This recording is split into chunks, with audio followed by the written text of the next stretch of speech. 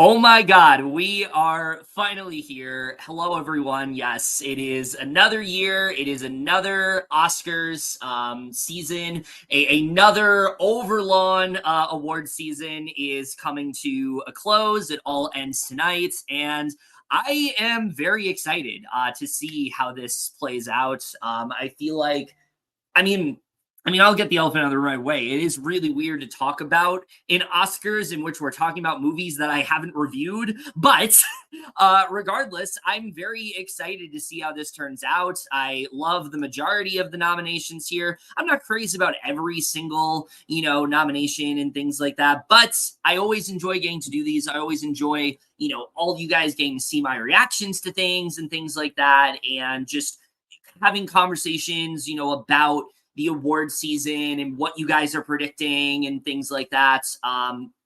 So yeah, I'm very excited to see how this plays out.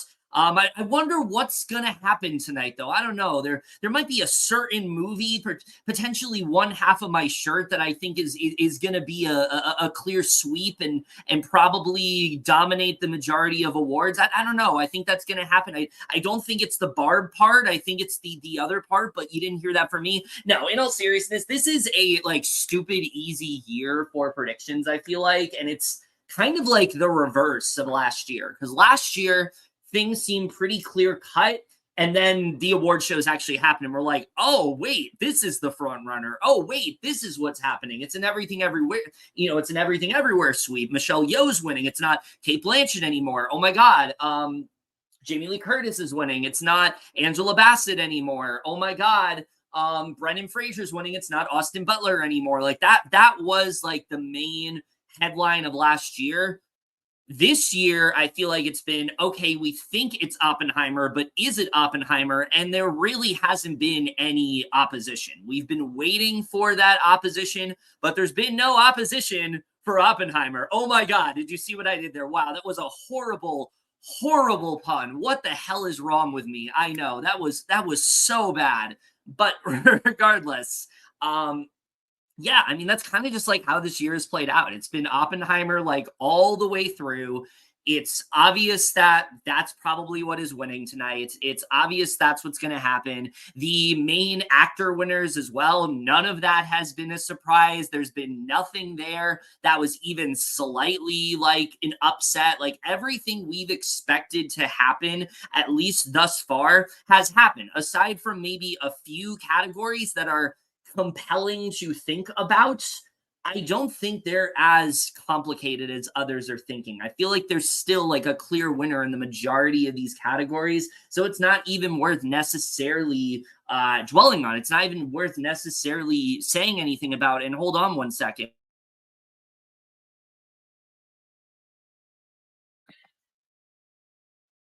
All right, sorry about that. Yeah, so I think I'm going to do what I usually do. I'm just going to read off my ballot here, just talk about what I think is winning in each category. Because, like I said, it's stupid easy to predict. Like it's so obvious what's going to happen. Okay, so actor in a leading role, Cillian Murphy. Obviously, it's Cillian Murphy. Who else would it be? Like Cillian Murphy has won literally fucking everything. Like people thought Paul Giamatti was an option for maybe a little bit, but it was always going to be Cillian Murphy. Like here's the thing, the Paul Giamatti narrative, I think, was a thing that people were latching onto. I saw many awards proponents saying, oh, it's a tight race between the two of them. But I was like, where is the evidence? Where has Giamatti been winning? Yes, I think he showed up a couple times, but Murphy showed up almost every other time. So it was pretty obvious that like Cillian Murphy was going to win that. I would be very shocked if he doesn't at this point. Oppenheimer's winning Best Picture. He's, literally Oppenheimer. Yes, that's like a very surface level way of looking at it, but I do think that's what the Academy thinks. And also, Cillian Murphy has been so overdue for an Oscar. And yes, Giamatti has as well. I will not try to pretend he hasn't. But I do think that Murphy's performance in that film was just so good, and just he literally hit every single note that he needed to, especially like that gym scene. Like I don't think there are many scenes I think about from last year, but that's like literally one of the first scenes that come to mind with any 2023 movie for me, when he's in that gym and he is, imagining like what and basically like imagining what he caused basically and blaming himself for everything and the guilt that he feels and the way he starts to picture everyone. I mean, that is one of the most like magnificent pieces of acting I saw in anything last year, and that alone is why he is winning. But I think also, again, just the transformation of Oppenheimer, the way he was able to portray that was just so spot on, and I feel like he absolutely will be winning regardless. I don't. Again, I'd be very shocked if there's any sort of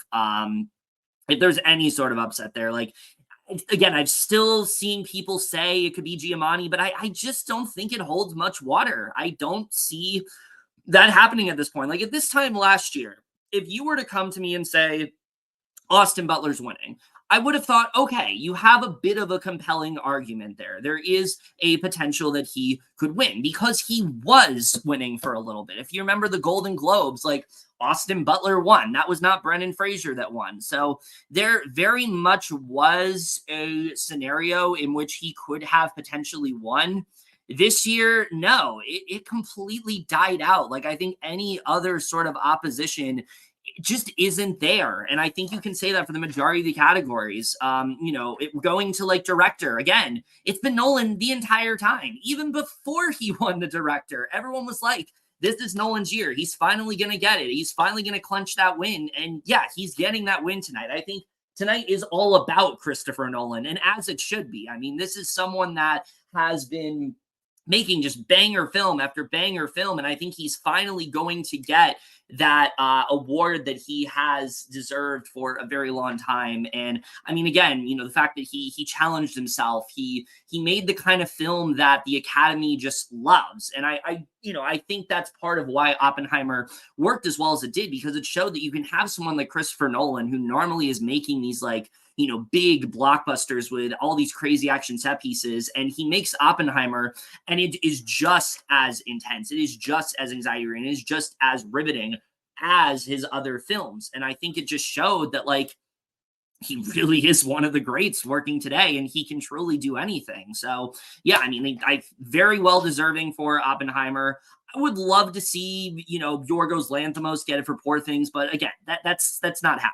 Like any of the nominees here, I'd be fine with. Jonathan Glazer, Martin Scorsese, but it's Christopher Nolan. Like there's no reason to even consider another option, because he absolutely is getting it. Actor in supporting role, again, similar to actor in a leading role in directing, it's Robert Downey Jr.'s award. It's been the entire time. There's no reason to predict anything else. I remember people were trying to say for a while it's a battle between Oppenheimer and Barbie for that one, but Gosling has won nothing. And listen, I loved Ryan Gosling and Barbie, but when you see Robert Downey Jr. in that movie, I mean, it's almost like you forget like how good of an actor he can be. It's almost like you forget the kind of performance that he can deliver when he is firing on all cylinders, when he isn't just playing Iron Man. And listen, he was amazing as Iron Man. Avengers Endgame, like just phenomenal performance from him all around. Like absolutely could have been nominated for supporting actor, really could have for that movie. But I'm glad that he's getting it for Oppenheimer, because I think it's such a different kind of role for him, and you don't expect that performance. Even the way the movie starts, you do not expect for him to give that kind of performance in the movie. He starts off, Strauss starts off, and he's very soft spoken, but he also seems like he's very with it. Like he's very astute. He's very calm. He knows how to carry himself. He's very articulate. And then he has that scene and you're like, oh my God, this guy is literally just as unstable, even more so. And it's not something that you expect. And I think that it just really is it really is just emblematic of the kind of actor that Robert Downey Jr. can be when he sinks his teeth into a role. So yeah, he's absolutely winning for that. That's actress in a supporting role. Again, do I even need to say it? Divine Joy Randolph, Holdovers, another movie where like when I think of 2023 scenes, I always think of that Christmas party, like her breaking down at that Christmas party. I always think of that scene. And that plus just, again, her being an actress that has continued to deliver. Remember The Idol last year? I don't like to remember The Idol, but she was great in The Idol. She can literally be good in anything. And this was like by far her best performance to date. So I'm very happy that she is winning the award and deservingly winning the award for this. I mean, I think Danielle Brooks could have potentially been a sweep, but it turned out it was Divine Joy Randolph. And I'm fine with that. I really don't have a problem with that whatsoever. So yeah, that's where we're at with that one. Something like music, it's What Was I Made For from Barbie. It's not going to be really anything else at this point. I mean, it'd be cool if I'm Just Ken won, but I feel like it's going to be What Was I Made For. It just seems like the song that the Oscars will gravitate towards. So yeah, those are all very easy to predict. International feature film, Zone of Interest, another very easy one to predict. It's literally nominated for Best Picture. Why would it win anything else? I know there was one year where I kind of went off the rails and said that the movie that wasn't nominated for International feature film was going to win, but we don't need to talk about that. That was like, what, 5 years ago? That was a Kevin that was just like on his high horse and trying to be all different and predict different things, but we don't need to be doing that. That's not going to happen. We don't need to talk about that. Film editing, Oppenheimer, again, obvious for that one. Not really worth delving into. Original score, again, Oppenheimer, Ludwig Göransson, his score is just, it's something that lingers with you. Throughout the entire movie, it lingers with you. It is one of the most powerful, one of the most captivating of last year. And the thing I've always loved about Göransson as a director, and I'll probably talk about this more when he gets his award, because he will be getting his award, is that each movie he composes has a very different feel to it than the last. And I feel like Oppenheimer is like such a good example of that. Like, you listen to his score in Black Panther, does not sound like the same score from like The Mandalorian. You listen to a score in The Mandalorian, it does not sound the same as the score in Tenet. Oppenheimer, though, is a completely different beast entirely, and it maybe is his best score to date, which is saying a lot because I think he's an amazing composer. But yeah, he is going to get his award, and it's a very, very deserving one for sure. So that is what will be happening with that one. So yeah, that is that award. I don't think I don't think that one is worth diving into. But yeah, other ones to talk about here: short film live action, wonderful story, Henry Sugar, Wes Anderson, no brainer, easy to predict that one. Let's see, production. Okay, the ones that are a little bit more compelling. Let's get to the ones that I think are a little bit more exciting to discuss. Production design, costume design, and actress in a leading role. These ones are the ones that are a little bit more interesting, I think, to think about, but I think are a little bit more straightforward than others are making it out to be. Because yes, production design is a clear race between Barbie and Poor Things. I really do think they're giving it to Poor Things, though, because, and like, I watched a video about this and I very much agree.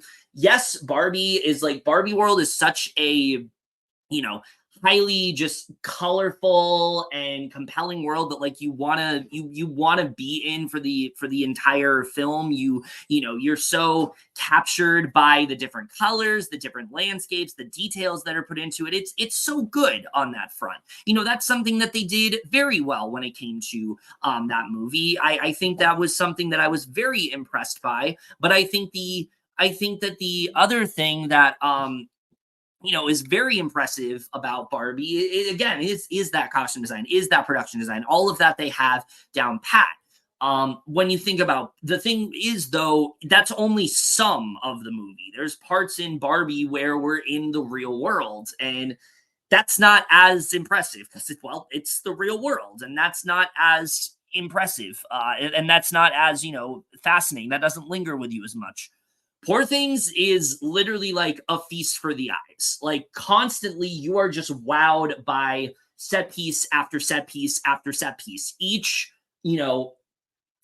place that Bella ventures to, it gets more and more creative. It gets more and more fantastical. And the film never really loses it. It feels fantastical throughout. Yes, obviously it's in the colonial times, but it also feels like it's in this like, other world where there's a lot of different technology and robots and things like that. So yeah, I mean, there's definitely, I think for that reason alone, that's why I would give the edge to Poor Things here. That's why I think Poor Things is winning costume design and production design, respectively. Again, I could be completely wrong about that, but that is what I have on my ballot. I forgot to say reading off my Letterboxd 2024 Oscar ballot. I recommend you do too because it's very helpful. I said this last year. I'll say it again. Thank you to Letterboxd for doing this. It makes my life a lot easier that I can just read off of this and not have to be like, oh, who got nominated for this? I can just look at it and not have to worry about that at all.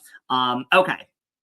And then there's actress in a leading role. And I think it's actually really funny that like people thought that the race was going to be between Giamatti and Cillian Murphy, when really the race is between Emma Stone and Lily Gladstone. Like that is the interesting race to talk about. And right now, I think it's Gladstone's to win. I really do. She's won the majority of stuff. And like people are very compelled by the narrative of her being like the first Native American woman to win an Oscar and things like that. People are very compelled by the fact that she is, people are very compelled by the fact that like, she's never been nominated before, and this will be like her first award. Like they really do eat up those narratives. We saw that a lot last year. A lot of it was like people who have done films for a while but haven't done anything like this, and now they're getting that award or they're getting that second chance that like they deserved for like a very long time, like say Brendan Fraser or Michelle Yeoh. Like that was a big narrative of last year. I do think but the thing is like it's hard to dispute that, and I think that's why that narrative sticks in the way that it does, because it's hard to dispute it. You can't really dispute the fact that like, okay, Lily Gladstone has never been nominated before. She also is, representing a community that hasn't been represented before and things like that. She gives such a emotionally powerful performance in Killers of the Flower Moon. I mean, even if you didn't like the movie, you can't tell me that she's not like the emotional anchor of that film. She absolutely is. All of the reasons why we are so devastated by what happened in that movie is because of her reaction, not just because of the devastating things that are happening and all the, horrible things that these two men are participating in, but it's because of her reaction to everything and the way that she just unravels throughout the movie and what this is doing to Molly as, a character. They do such a phenomenal job with that. And I think Gladstone's performance, I mean, she just nails it. And I think that, there really isn't a false beat there.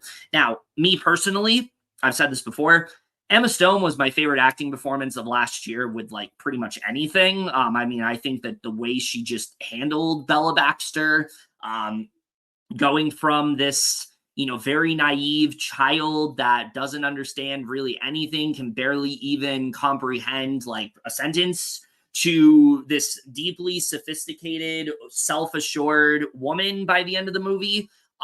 Again, it displayed a range in her that I didn't even know that she had. I already knew that she was a phenomenal actress, but like, if you're able to that late into your career show me something that you haven't before, it's like, hats off to you, because that's very hard to do. And Emma Stone has just been giving such amazing performance after amazing performance that you would think by now it's like, yeah, I mean, I know Emma Stone is good. I expect her to be good. But she just like, she wowed me with that movie in a way that I wasn't expecting her to, like doing something distinctly different in that film that she hadn't done before. And I think in doing so, it just put her on a even upper echelon in terms of actors working today. So yeah, for me, I mean, she is the best performance of last year. But if Gladstone wins, I mean, I'm definitely very deserving. I mean, I think she gave an amazing performance in Killers of the Flower Moon.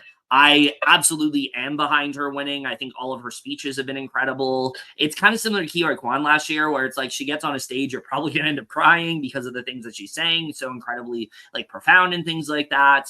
So yeah, I mean, I'm very much behind her winning. I would love to see it happen, but if Stone takes it, that's what I would personally like to see. But if Gladstone did take it, I would also be, it's also very deserving. As long as it's not a net betting. That's all I care about. If it's not a net betting, then we're fine. Because I really just did not like Nyad, like at all. I didn't really enjoy her performance in that movie. Jodie Foster was good, but Annette Bening I just thought was just doing too much. Like she's just doing too much in that movie, and that's the best way to describe it. So yeah, that's kind of how I feel about that one. What else is there to talk about in terms of like, I don't know, interesting nominations? Again, that's the thing. The majority of these are really straightforward. Like, oh my God, Oppenheimer's winning Best Picture. I'm so shocked. Oh my God, Oppenheimer's winning Sound. I'm so shocked by that. I couldn't possibly predict that that was going to happen. That's not something that I ever would have, estimated. Oh my God, Maestro's winning makeup and hairstyling. Wow, you're telling me the movie where Bradley Cooper has copious amounts of old age makeup and things like that. He's so unrecognizable. He's not going to get an award for that. Wow, I'm so shocked. Like it's much more interesting to predict the ones where we don't know what's going to happen than the ones that are extremely straightforward. So that's kind of like what I'm getting at. It's like either way, I get excited, and I'm hoping that it's not as straightforward as I think, because I like when like an Olivia Colman type thing happens where it's like you don't expect it at all. You think it's going to go one way and then it goes completely the other way, and you're just like so taken aback by it, and you're like, oh my God, I wouldn't have predicted that. But you're also like okay with it, like that's the kind of surprise, that's the kind of upset that I want to see. I don't want to see an upset where somebody wins and I'm like, why the hell did they win for that? I want to, I don't want to see Bohemian Rhapsody win Best Editing level. But thankfully this year, there's nothing like that. Like there's no nominee where I'm like, this would be bad. I don't want to see this win. Like I personally was not a huge fan of Maestro, but there's a lot of things that I very much admire about that film. I love Carey Mulligan's performance. I really like Bradley Cooper's performance. That cathedral scene that everyone talks about is wonderful. The third act of that movie is just fantastic. I wasn't a big fan of like the screenplay and things like that, but I'm not really gonna get upset. I'm kind of over that era of just like getting irrationally upset about things. I just can't really do that much these days. I feel like there's just so much more to get upset about that I just don't have it in me to get as upset as I once did. So I'm gonna get really excited about stuff, but getting like upset over an award that at the end of the day doesn't really mean that much, I'm not really gonna do that. So, and also like I said, there's nothing on here that warrants that kind of reaction. Like if there's a movie I legitimately hate and it wins something, yeah, I'm not going to be very happy about that. I'm not really happy that like Annette Bening is nominated for her Nyad and things like that, just because I don't think that's like an Oscar-worthy type performance. But the stuff in Maestro that's nominated, I can't deny is worthy of being nominated. So I'm not necessarily going to get upset about that. It just really wasn't my cup of tea. Like that's the best way to describe it, So that's where I'm at with that.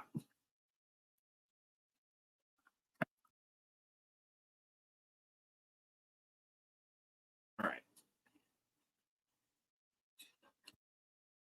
We got 8 minutes.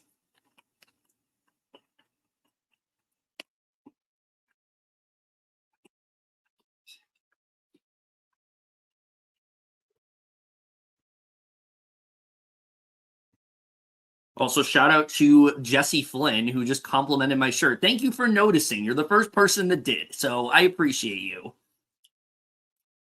Also, just shout out to Jesse Flynn in general. She's an amazing person, so we love her.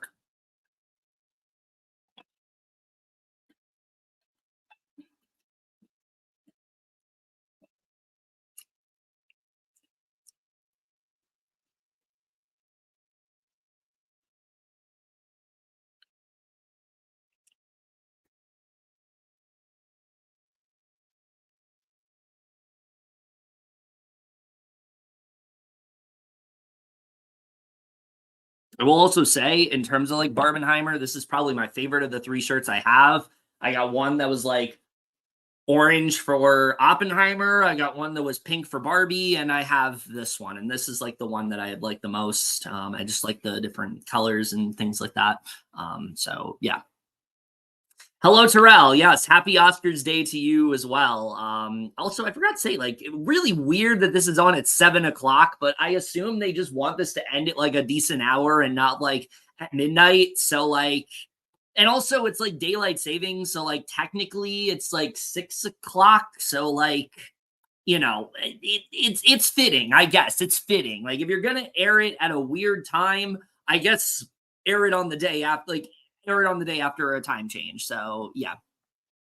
Oh yeah, that's why I got it too. I thought it was really cool the way it did that. I saw like a bunch of people like have a shirt like similar to that, and I was like, I mean, I'm really excited for both of these movies. I really want to get like a Barbenheimer shirt to like rep it because this is like such a cultural phenomenon, and I was happy that I was able to get this one. Unfortunately, this came after I had seen both movies, but I mean, I have an excuse to finally wear it now. So like, especially the fact that Oppenheimer is winning the majority of stuff, and we know Barbie's winning Best Original Song.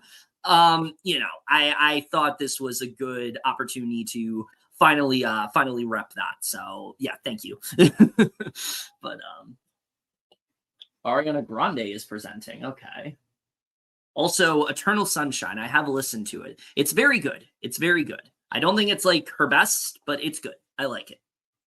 I've heard quite a few songs multiple times. I think Imperfect for You is probably my favorite, but yeah, it's good stuff. It's good stuff. I know that was like completely irrelevant, but I saw Ariana Grande on screen, so I felt compelled to talk about that. We also have like what 5 minutes, and I don't want to just like sit here in silence because that'd be boring. I know I never shut up, but like that'd be boring if I just like sat here in silence. So yeah, we're not doing that.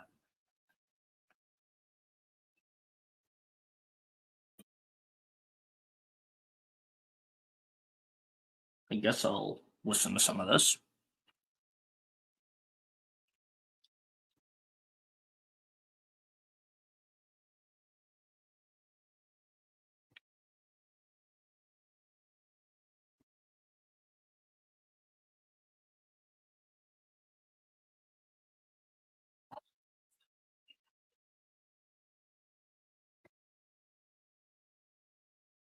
I got some Vanessa Hudgens.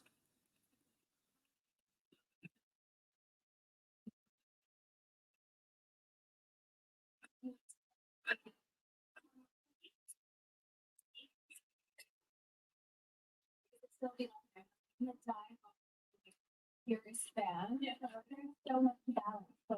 gonna see Ariana again next year because Wicked, which I have like full faith in. Like I've seen people like doubt it, and I just feel like I mean John M. Chu like killed it with In the Heights, and I feel like he's just gonna do it again here. So I mean, I have like all the faith in Wicked, so I'm very excited. And I mean, it's two parts.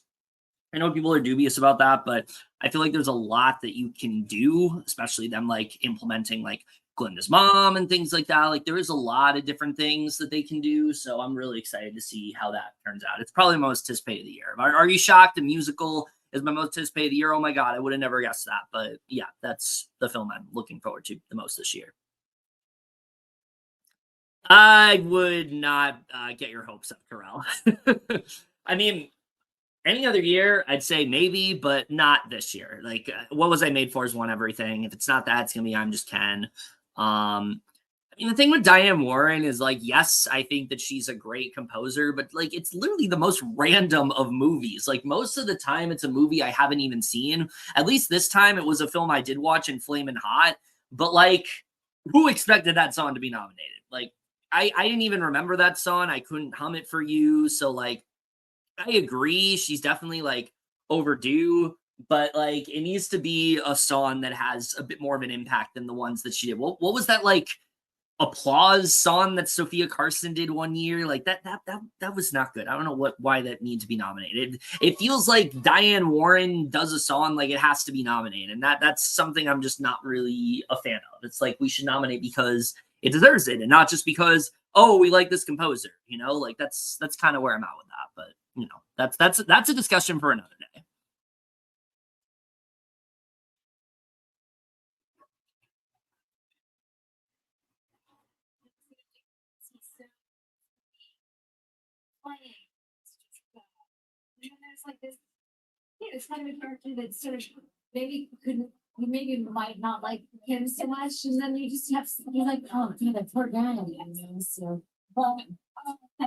So yes, let's praise Mark Ruffalo in Poor Things. Such a like wildly different performance than anything he did, but I ate up like literally every second of it. It was so good.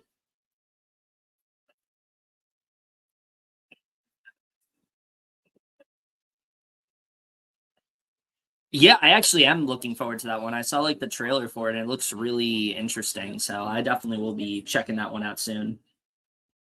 I hope they do like weekly for that and not just like dropping it all at once because I never have the time to catch up. That's the thing. Like I always feel like I'm reviewing things after everyone else has. So yeah, just do that weekly, please. So like it's better. It's better weekly. You have more momentum. Like who's talking about Avatar right now? You know, people talk about it for a couple days and now no one's talking about it.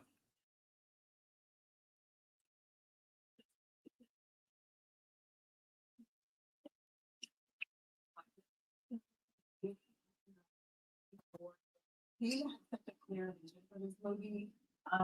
Even talking to him about it in advance, like he was just so humble about the process and just really got accepted. Oh yeah, that's another one I completely forgot to talk about. I do think that American Fiction is winning Best Adapted Screenplay, which is weird because you would think like Oppenheimer, right? Well, I mean, I would have thought so too, but I feel like the momentum that American Fiction has had recently, it's kind of hard to deny that it's probably going to win Adapted Screenplay. So, yeah, I mean, I feel pretty confident on that one. I mean, I could be wrong, but like, I just feel like from what we've seen, like, yeah, it's winning Best Adapted Screenplay. So, yeah, that's where I'm at with that one. Oh my God, Billie Eilish.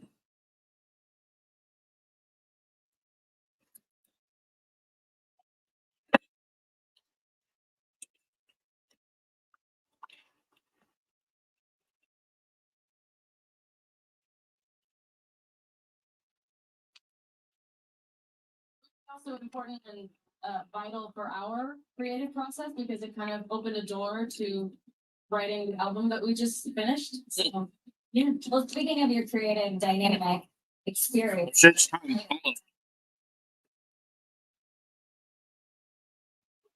what is your Yeah, no, I just talked about that, and I think that's a good reason as to why it's probably happening. I mean, other than the fact that it's deserving, I think that that's definitely a safe bet for why I think she probably is winning tonight.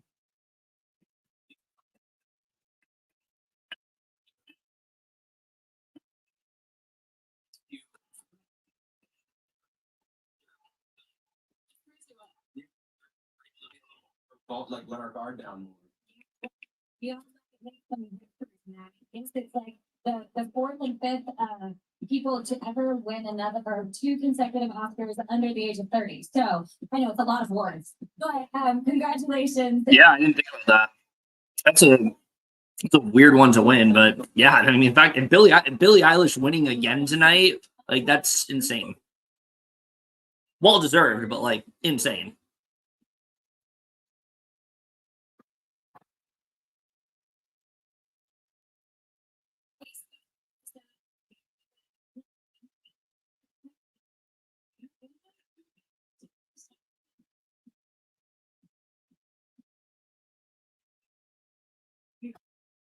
These messages and a word from our ABC station. All right, it's almost time. Okay, I don't need to be. We can mute that. That's you don't need to hear the commercials. That's we don't need to do that. But yes, it's almost time. I didn't mention this before, but Jimmy Kimmel hosting, I'm honestly kind of looking forward to. I've enjoyed the stuff he's put out. I've enjoyed like the TV spot he did with like Barbie and things like that. That was like 4 minutes long. And I feel like unlike other hosts, like he doesn't have the fervor and like just the this like negativity that other hosts have had recently where it's like they want to make fun of streaming, they want to make fun of like animation. I don't feel like Jimmy Kimmel has that. I feel like he has a respect for film that we just don't really get to see. At least last year he definitely did. So I hope that carries over because I actually enjoyed his hosting last year. His other two times, but I feel like last year he was like all about like praising film and things like that. And I'm very much here for that. I think on a night where you're honoring film, you should have a host that's also doing the same and not trying to put it down. So like, yeah, you can make jokes here and there, but like there definitely is like a line, and I feel like Kimmel recognizes that line. So yeah, I feel like honestly he's a fine choice.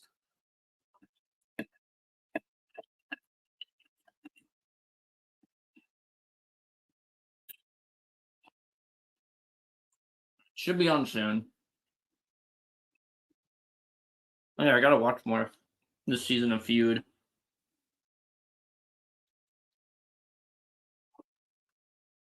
And by more, I mean more than one episode, because I've only seen the first episode. Oh my god, the Taylor Swift concert movie that I've totally seen and definitely didn't miss in theaters.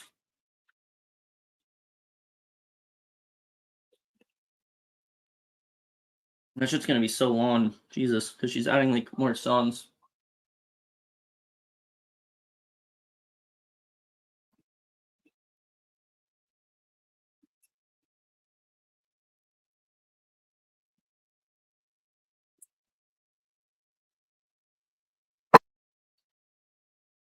Right.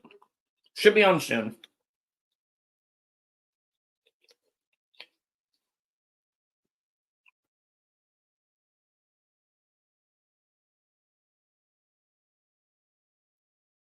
Oh, this is in Juliet. How's everyone doing though that's watching? Very excited for this, as I usually am.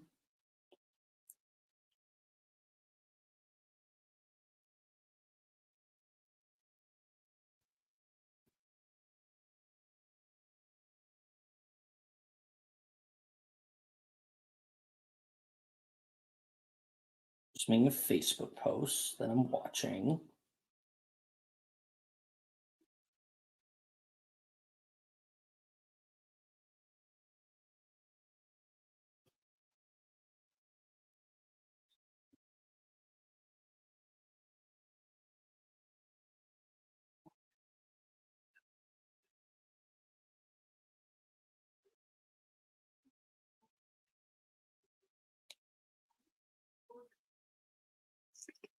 All right. Should be. Yes, it is 7 o'clock now. I don't know why you're saying live at 7 when it's 7:05, but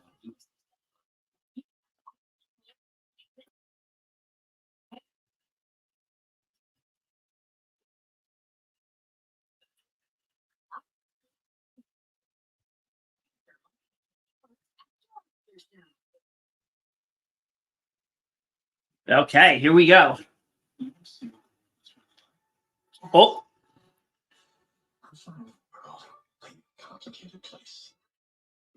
Oh, this is the thing they showed the other day.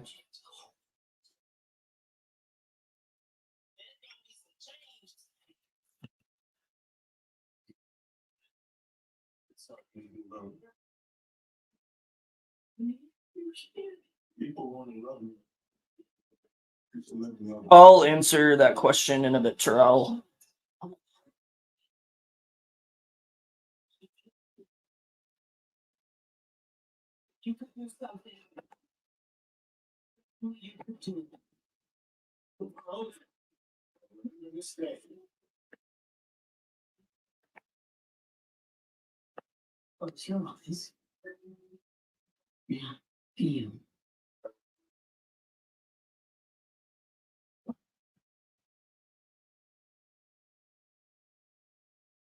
All right. Oh my God, there he is.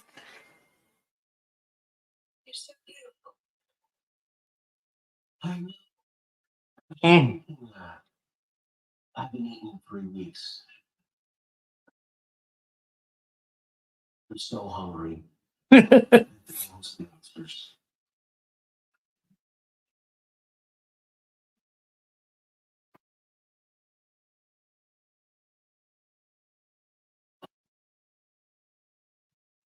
I was surprised that Dance the Night did not get nominated, but I guess they're like 2 Barbie songs, not 3.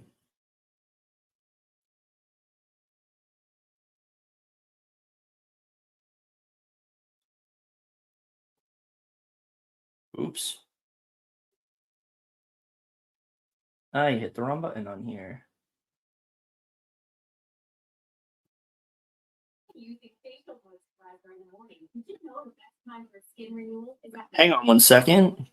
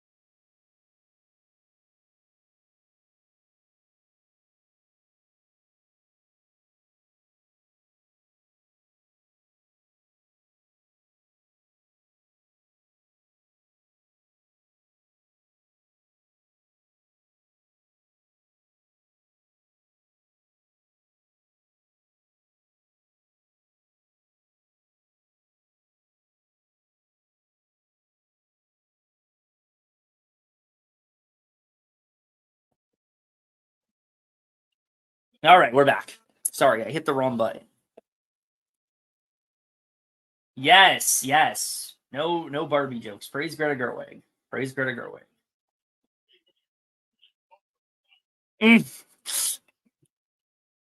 Yes.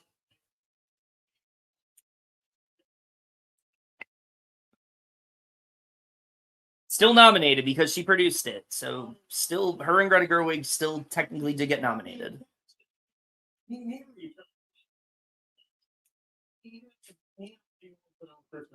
You both already won something much more important, the genetic lottery.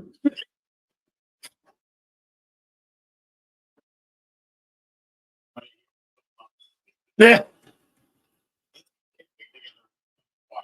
Oh my god.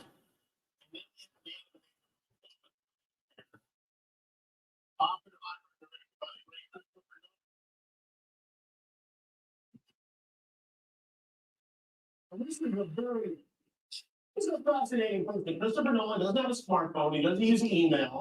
He on a computer with no internet connection, which is a powerful way of saying, I will not allow my porn addiction to get in the way of my next.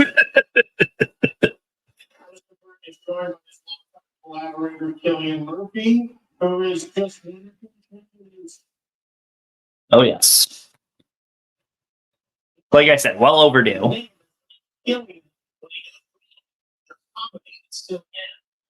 Mm.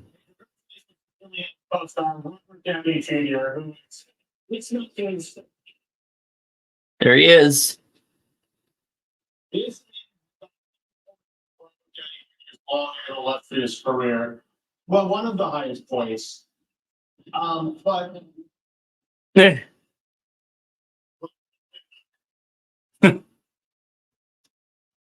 so two on the nose without a drug motion you made. Look at him. I mean, look at this guy. He's so handsome, so talented. He's won every award there is to win. Is that an acceptance speech in your pocket, or do you just have a very rectangular penis?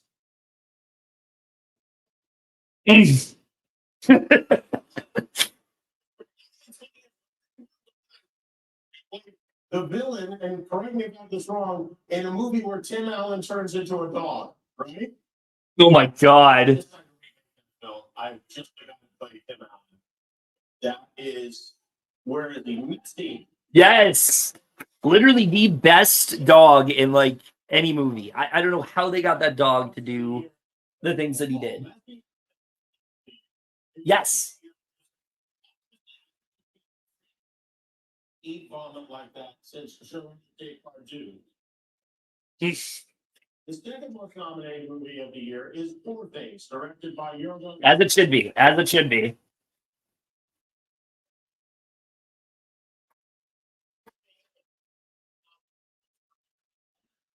Also, Yorgos Rita is nominated too. We have two Yorgoses in the house tonight. When they both win, Yorgos is as good as mine. Yeah. Oh God. The dad jokes.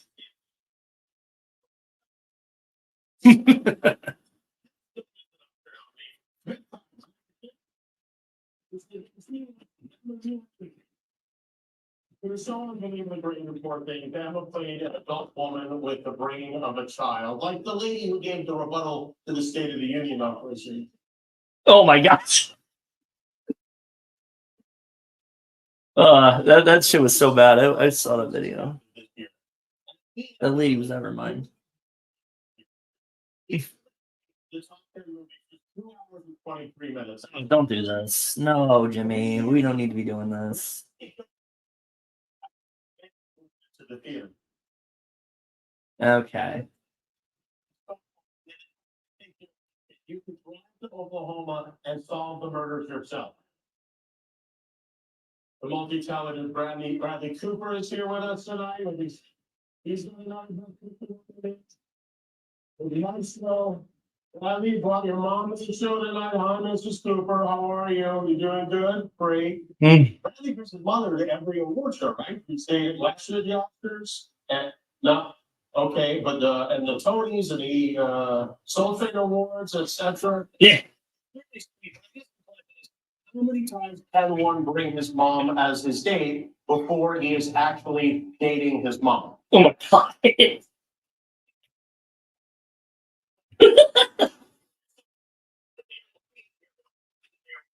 Jodie Foster were nominated for Taxi Driver, and they were both nominated again tonight. Oh yeah, it's true.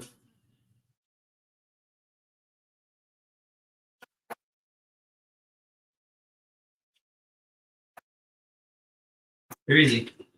In 1976, Jodie Foster is young enough to be Robert De Niro's daughter. Now she's 20 years too old to be his girlfriend. I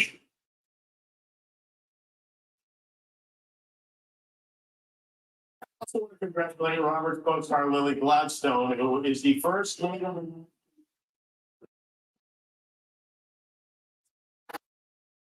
Yes. And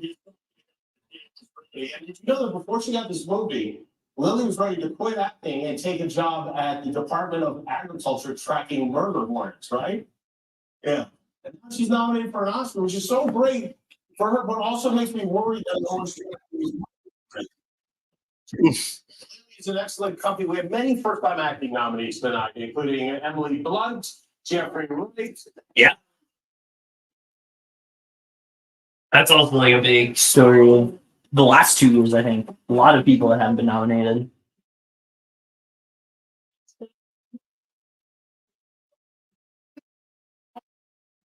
For Best Picture, and 2 of them star Sandra Hüller, which is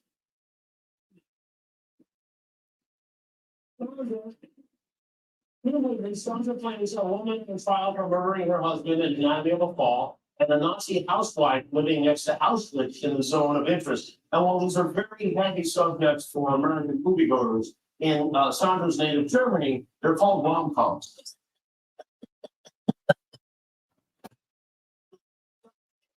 Okay, that was funny. I liked that. Future for achievement and casting.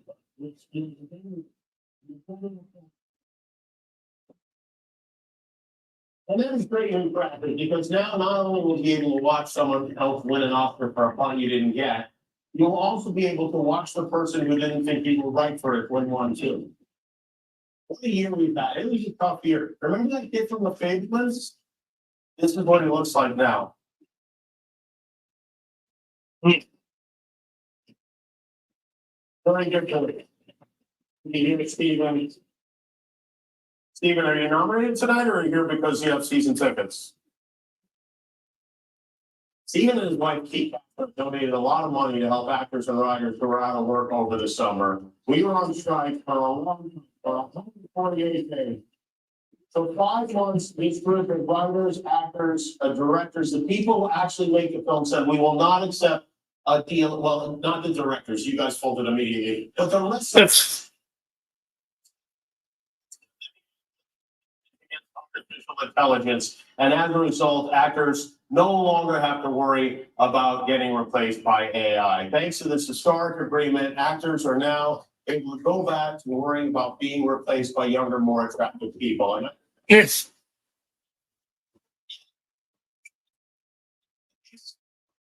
yes, the answer is yes. Very much so.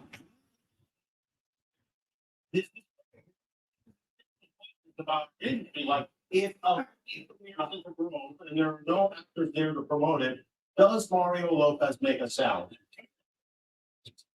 And if the strike is over, now that Freedom Drescher has returned to her volunteer work, reading loudly to the hearing impaired, we can be proud of the fact that this long and difficult work stoppage taught us that this very strange town of ours, as pretentious and superficial as it can be, at its heart is a union town. It's not just a bunch of heavily Botoxed, Haley Bieber smoothie drinking, diabetes prescription abusing, gluten sensitive Nepo babies with perpetually shivering chihuahuas. This is a coalition of strong, hardworking, mentally tough American laborers, women and men who would 100% for sure die if we even had to touch the handle of a shovel.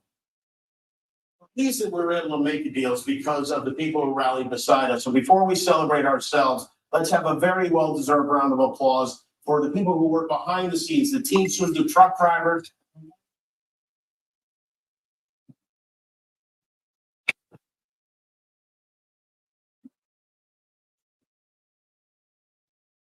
Yes.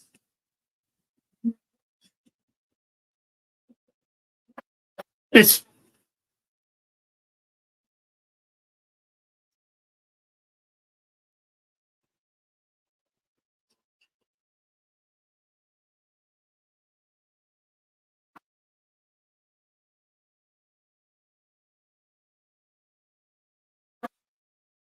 This show is really long tonight, so you get a ton of overtime.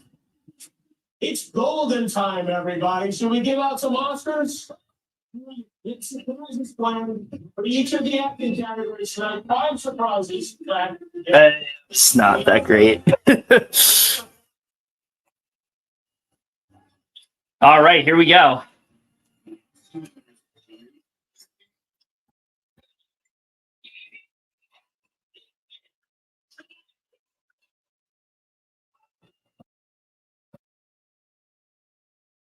Oh shit! Okay, I saw like them. They used to do this. I like that they're doing this again.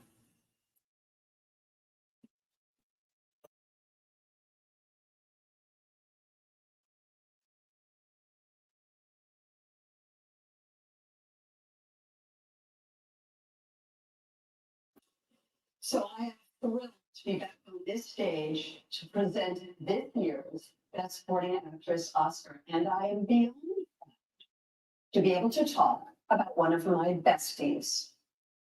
So in Nyad, Jodie Foster brings a physical intensity coupled with deep concern and care as Bonnie Stoll to Diana Nyad's fierce best friend, motivator, and serious ass kicker. And speaking from personal experience, all of those qualities are very real about Jodie as well.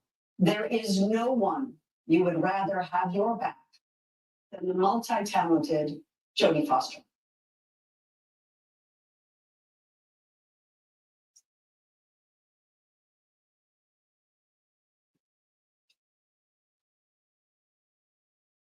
In the last moments of Oppenheimer, Emily Blunt's character, Kitty Bittering Oppenheimer, refuses to shake the offered hand of the man who betrayed her husband.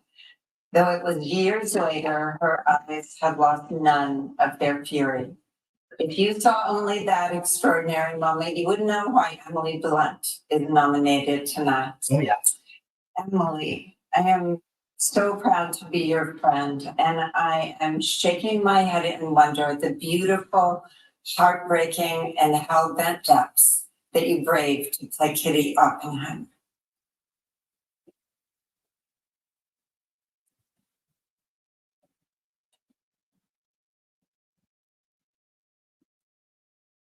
we meet Mary in the cafeteria in the holdovers, we can feel the unspoken grief simmering under her surface. Davine, my friend, your performance is tribute to those who have helped others heal in spite of their own pain. It's also tribute to your grandmother, whose glasses you wore in the film. What an honor to see the world through her eyes and yours.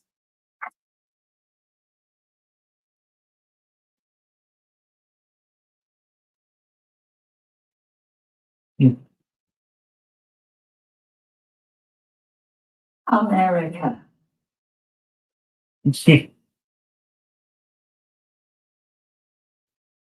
American.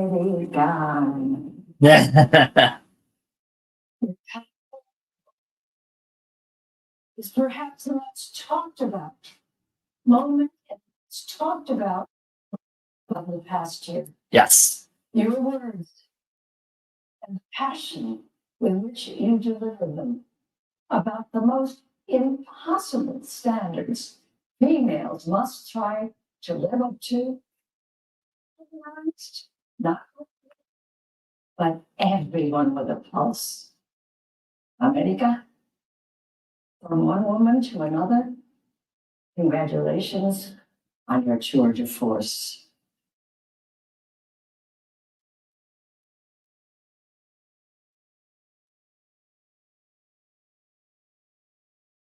Danielle Brooks.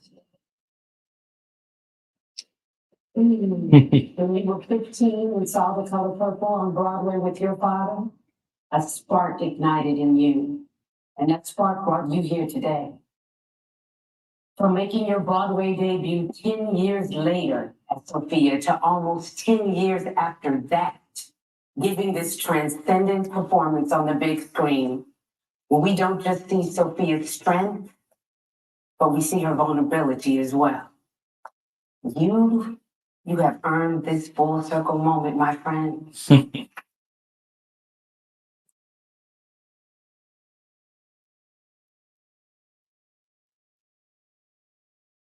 All right.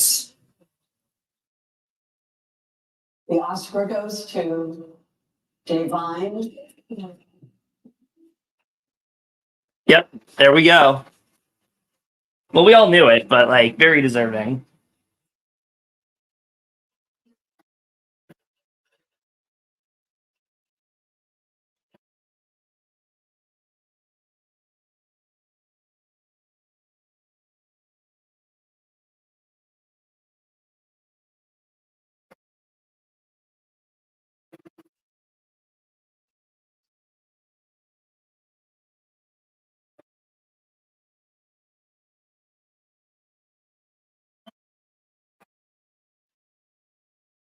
God is so good.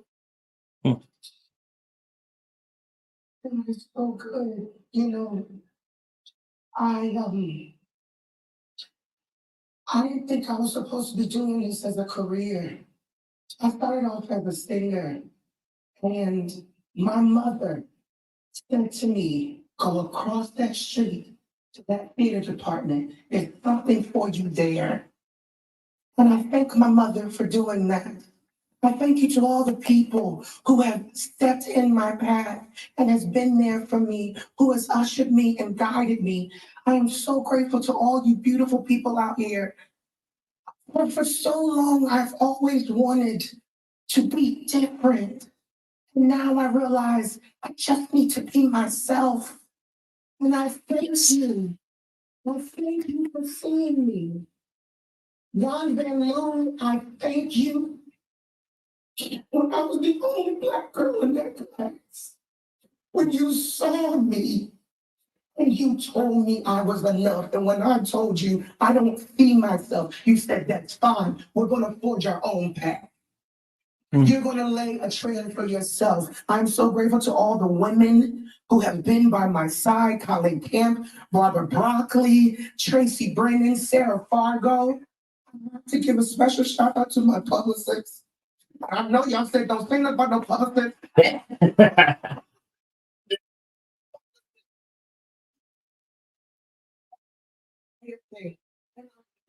grateful. I pray to God that I get to do this more than once. I thank you for seeing me. Have a blessed night. Thank you so much. Great speech, as expected. Very deserving one.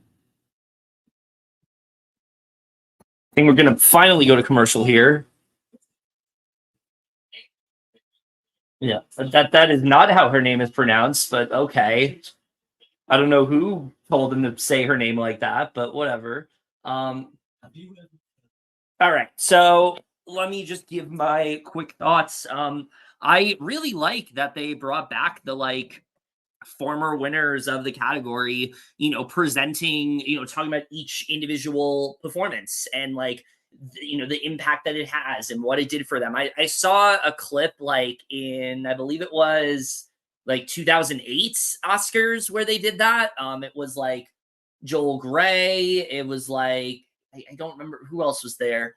It was Joel Gray. It was fuck, I can't even remember, but it was a bunch of actors and they were honoring the best supporting actors of that year. And I thought it was very effective that they did that. It gives time to showcase each performance. It gives time to shed light on why each of them are nominated. It's good. I like it. I just hope it doesn't replace the Oscar clip because we all want to see the Oscar clips and things like that. So I'm just hoping that's not what's going to happen here. We're not going to see any Oscar clips tonight because I like this change, but I don't think it should be replacing seeing an Oscar clip, So that's kind of where I'm at. But I will absolutely take that over goofy, unfunny banter that I don't usually enjoy watching. So yeah, I enjoyed that change. I thought that was good. Jimmy Kimmel's monologue, not really that great this time around. I thought that a lot of his jokes were just very easy to make. He made the oh my god, Killers of the Flower Moon is so long. We get it. Just stop with that joke. It is so tiring. I'm so sick of people being oh my god, this movie's so long. It took me this amount of time to finish. I could have done this while watching it. It's maybe let's hype up the movie and be happy that filmmakers are getting to make the films that they want to make. I don't know. I just feel like that joke is so incredibly tired and never really was funny. So yeah, I'm just over that. And then some of the other jokes he made, especially the Robert Downey Jr. ones, I really wasn't a fan of. Definitely didn't go over the greatest. I feel like he knew those were coming, but I just feel we know how he reacted to that reporter when he brought that up. Maybe let's not talk about that at all. But yeah, I wasn't really a fan of his monologue. I was also expecting more from the opening, when we saw him with Barbie and things like that. I was definitely expecting more there because they did a great job at, I really enjoyed that opening 4-minute thing they did to promote this and things like that. But I feel more effort was put into that than the opening of the show, and that's kind of disappointing. So yeah, I wasn't really feeling the opening overall. And then Divine Joy Randolph winning. Fantastic. I loved her speech. I really liked what she said about, just being herself and things like that. So yeah, all around, I think, really great win. Again, just not really a fan of what Kimmel is doing this time around. Yeah, this is exactly where I'm at, Josh. It's yes, some movies are too long, but it's not the fact that it's a long movie. It's what you do with that runtime. That's how I've always been. It's if a movie is long, okay, does it warrant being that long? And I think Killers of the Flower Moon absolutely warrants being that long because there's a lot that you need to cover. We really get a chance to see everybody's perspective and things like that.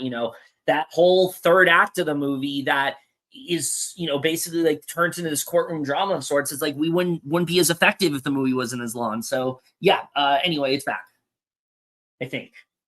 No, it's not. I do this all the time. It's the Oscars is brought to you by, and then I think it's back. Okay, now it's back. Now it's actually back. Okay, first Best Picture nominee. Yeah, well fitting. Divine Joy Randolph just won, so let's show the holdovers. As they should.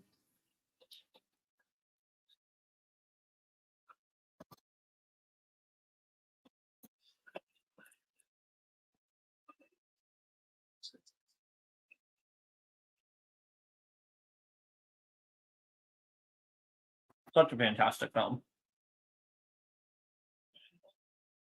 Sure. By the way, congratulations to Dave on Joy Randolph.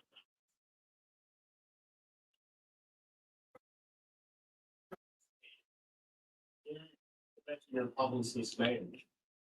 I think your publicist needs a publicist is what it is. Yeah. I did not hear what she just said. Her microphone. I did not hear a word of what she just said. The director entertained nailed her boxes of fake cigarettes so she could practice, but she didn't think the fake ones looked right? So she started smoking real cigarettes, and now she has an Oscar. You see, kids, sometimes smoking is fine.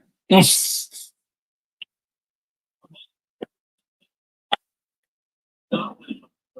I need you to stick around after the show. We'll be giving out the silver Oscar for second place. And for all new Abbott Elementary, so please stay. Sure. Raise your hand if you let your kid fill out this part. Please, no, stop it.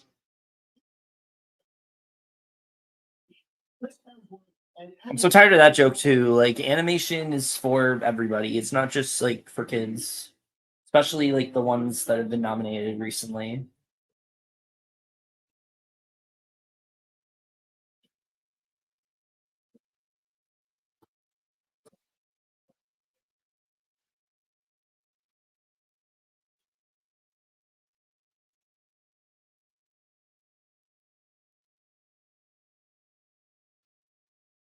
All right.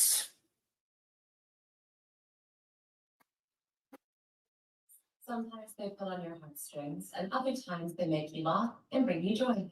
This year's nominees for Best Animated Short come from countries across the globe, creating films that make us think and feel deeply. Here are the nominees. Letter to a Pig. Oh, I didn't even say this one. Yeah, I said Letter to a Pig is winning, but yeah, we'll see. I'm probably wrong. I haven't even watched like any of these.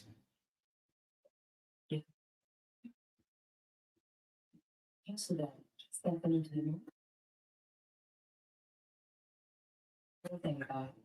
by the music of John Lennon, and Jackson. Okay, let's see. And the Oscar goes to War is Over. Ah, never mind. Okay, good for them.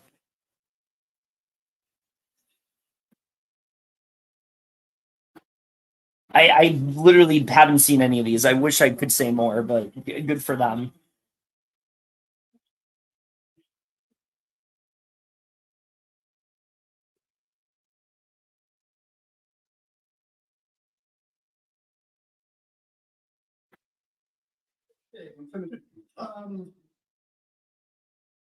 We want to thank the Academy for this incredible award. John Lennon and Yoko Ono wrote a song that inspired us. There's an anti-war message that we tried to honor with this film. We want to thank our executive producer and creative partner, Sean Lennon, who was amazing to work with. Our team at Electro League, we love you. Thank you so much for your hard work and dedication. I want to thank Thomas Newman for his incredible score. And I want to thank my family who I love so much. My kids, Finn and Lola, my wife, Lisa. I love you, sweetie. And Mom, Dad, you did it. Really quickly, I want this guy to talk really quickly. Peter Jackson, thank you so much. This film would not have happened without you. What all the amazingly talented team at What FX, the amazingly talented team at Lightstorm Entertainment, Epic Games, Lisa Zambri, Roman Hudson watching at home. I love you very much. And Mom and Dad, I love you. Thank you. I just want to quickly say my mother turned 91 this February, and today is Mother's Day in the UK. So that everyone. Oh, wow. That is not something I knew.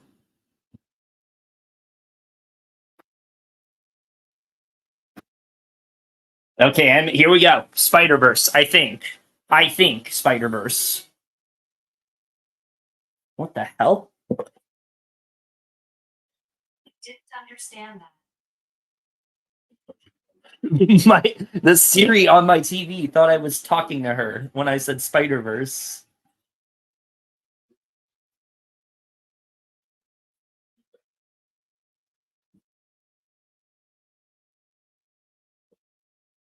Why did I think that said Sandra Diaz Twine? I've been watching too much reality TV. What the fuck?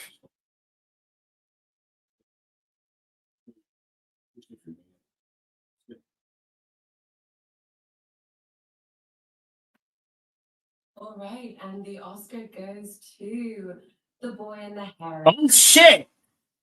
Okay.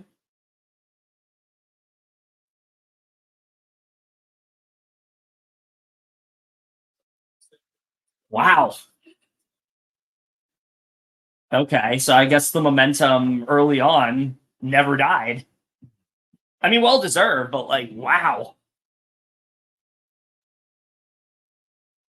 Like, I loved Boy and the Heron. I just wasn't. We're going to commercial already?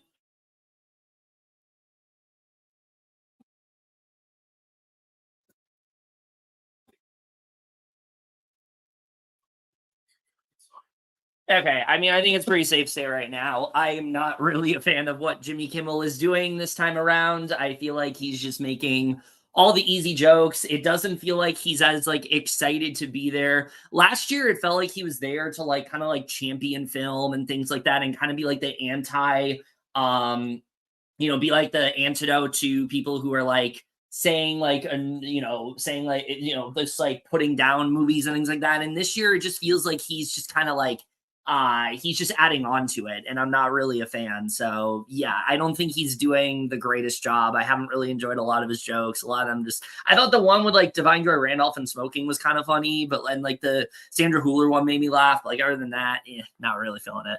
But yeah, Boy and the Heron. I guess the momentum never died. I mean, I really did think that it was going to be Spider-Verse just based on the fact that like it just won at like the Annie Awards and things like that. And I mean, besides Golden Globes, Spider-Verse seemed to have the momentum behind it, but I guess not. I guess Boy and the Heron just never died out. So I'm not complaining. It was a great film. I love Hayao Miyazaki. I mean, I haven't seen enough Hayao Miyazaki to say I'm a fan, but of the ones I've seen, I'm definitely a fan. And I loved Boy and the Heron. So like, I'm not complaining.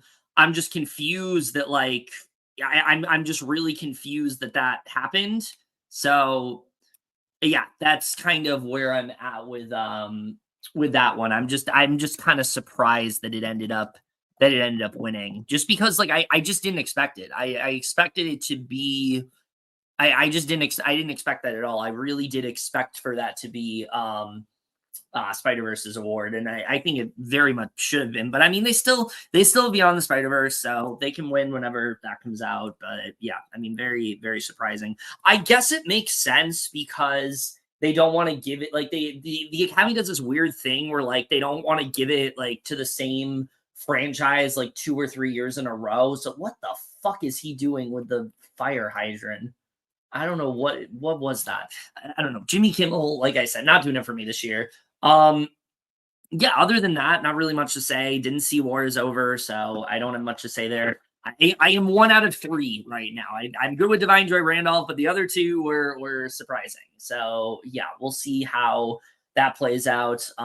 I definitely feel like they're trying to like unnecessarily stretch this out. Like, I don't understand what the point is of moving it to 7 o'clock if we're just gonna like still stretch it out and make this move like as slow as possible. It's like you should be trying to do it to like pan it down a bit and like make it go a bit smoother, but it feels like they are really just trying to like unnecessarily stretch things out, and I'm not really a fan of that. So yeah, yeah, exactly. That's literally like how I feel. It's like filmmakers should make the movie that they want to make.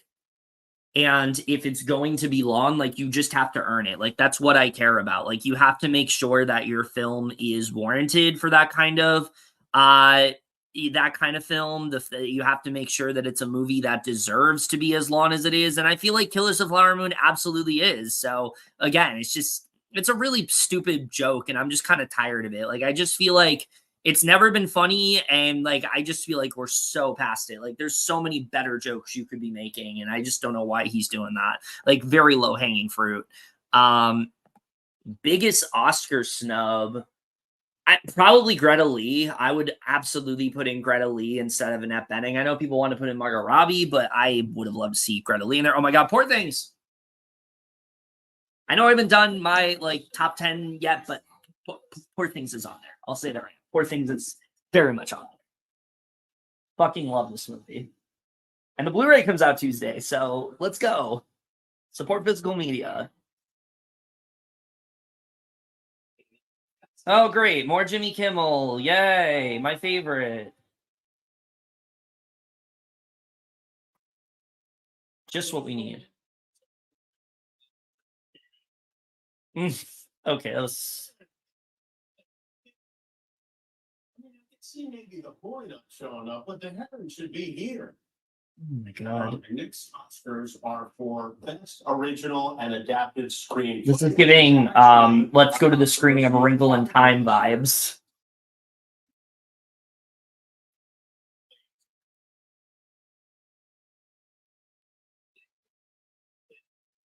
Best friends for almost 30 years, and that all ends tonight. Please welcome two-time Oscar nominee Melissa McCarthy and Oscar winner Octavia Spencer. Oh my god, remember Thunder Force? That was terrible. Why are they on that side of the state? Okay. That looked really weird from that angle, but it looks less weird now. Cut from the same cloth. Similar, yet they remain unique. Each art form maintains its individual characteristics. Kind of like us, right? I mean, we do our own thing. We also do our things together. We're like Chippendale of showbiz, right? Yeah. I don't see us as the lycra pant pelvic thrust types. Well, speak for yourself, but what are you talking? I said Chippendale. You said Chippendales. No, I'm saying Chippendale. Chip in. Dale, you're saying Chippendale. I thought you were saying Chippendale. Well, usually I am saying Chippendale, but not now because that would be weird. Yeah. But why don't we just read what the brilliant writers wrote for us? Oh.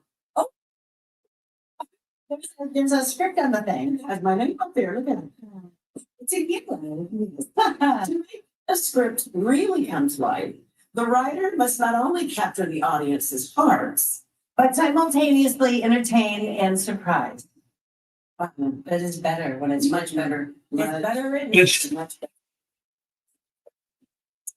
Here are the nominees. Yes, always better written. Replay.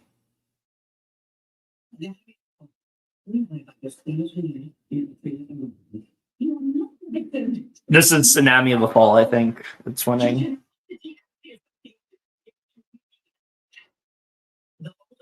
We'll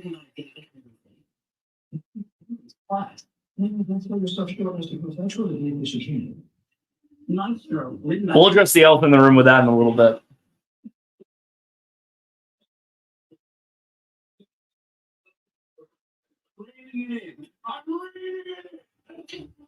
May December, screenplay by Sammy Birch, story by Sammy Birch and Alex McKinnon. Insecure people and dangerous. Hey, I'm secure. Past lives written by Selena Smith. And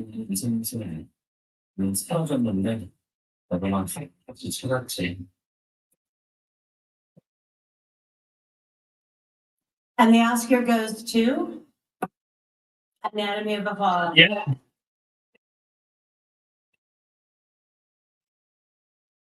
What a great surprise it was that this won Best Original Screenplay. Like, I'm just really happy that this ended up being like a consistent award across award season.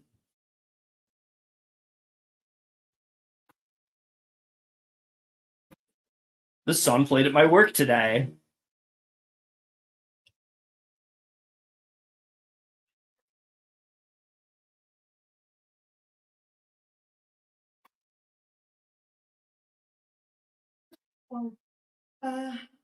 it will help me through my midlife crisis, I think.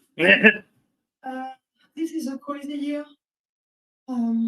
Anyway, this glamour tonight contrast slightly with with all what it started before.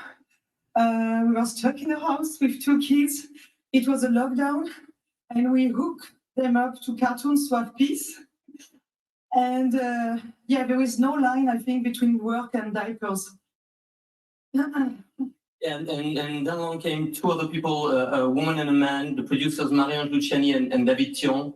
And yeah, and they actually, that's when things got a little crazy. It was like mixed doubles ping pong played by Nuri Frenchner or something. And but there was nothing between us or above us, only total independence and freedom, and that's the only way we could make that film. So that's for that. You can all the cast, of course, so Milo, Antoine, all the cast for what you did on set. You killed the script on set, and that's what we are the best for writers, for directors. Thank you so much. Thank you. It's such an honor.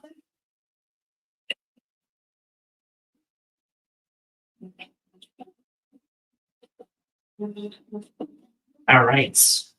Yeah, screenplay.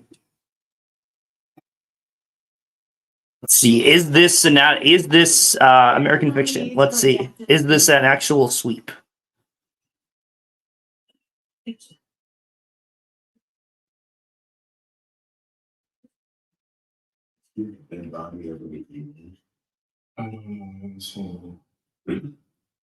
I'm a plastic surgeon if I'm looking at a corpse and something will bury around.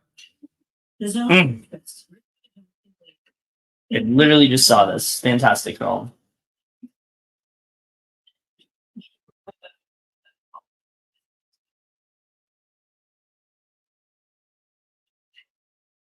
Oppenheimer, written for the screenplay Christopher Nolan, based on the book American Prometheus, The Triumph and Tragedy of J. Robert Oppenheimer, by Kai Bird and Martin J. Sherman. When you first like sheet music, the important thing isn't can you read music, it's can you hear it? Can you hear the music from it? Yeah. Very happy they did that scene. That's like one of the best. Like that's the line that sticks with you. Of course, the monologue. Self. The other woman tied herself into knots so that people will like us.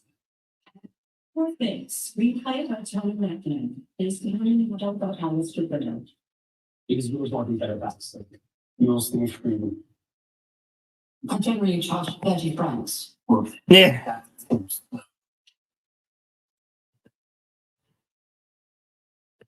after those 2, American Fiction. Yep. There we go. There we go.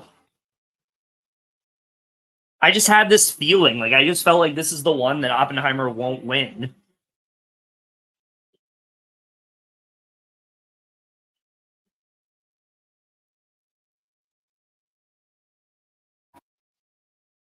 What a win for Cord Jefferson too. Like holy shit.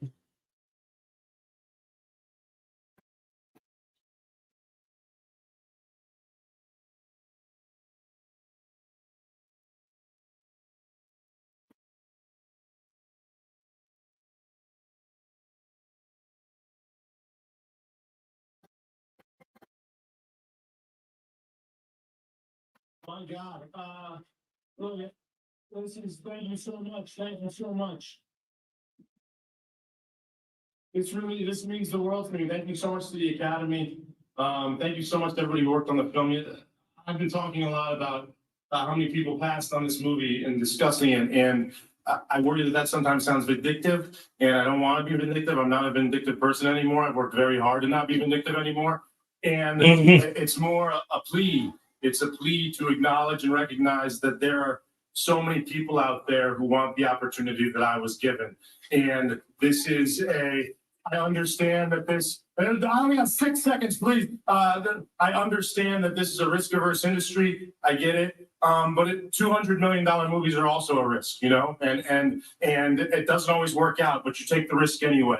And instead of making one $200 million movie, try making 20 $10 million movies. Yes. Literally. There's so many people. I just feel so much joy being here. I felt so much joy making this movie, and I want other people to experience that joy. And they are out there. I promise you. The next Martin Scorsese's out there. The next Greta's out there. Both Greta's. The next Christopher Nolan's out there. I promise you. They just want a shot, and we can give them one. And this has changed my life. Thank you all who worked on this movie. Trusting a 40-year-old black guy who's never directed anything before. It has changed my life. Thank you. I love you all. Thank you so much.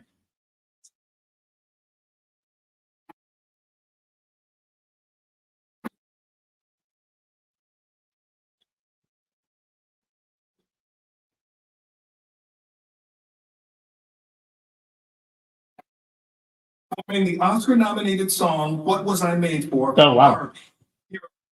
I'm surprised they're doing this one first. It's literally the front runner, but I'm excited for this.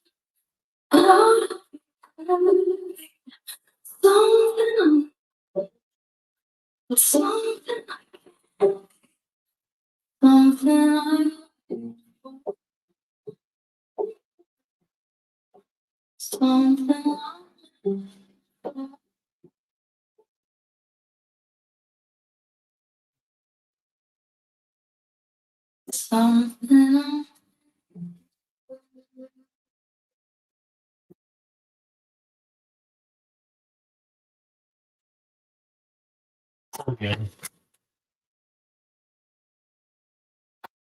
Like, just imagine being in her positioning. Like, you're not even 30 yet, and you've done this twice, and you're gonna win twice. Like, just my God. Billie Eilish is just like one of the greats working today. I don't care what anyone says.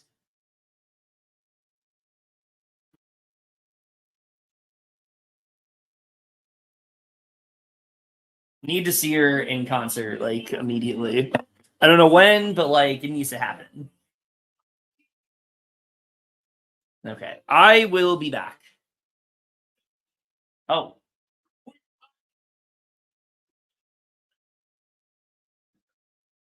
Wait, David Allen Greer is doing the announcements? Okay.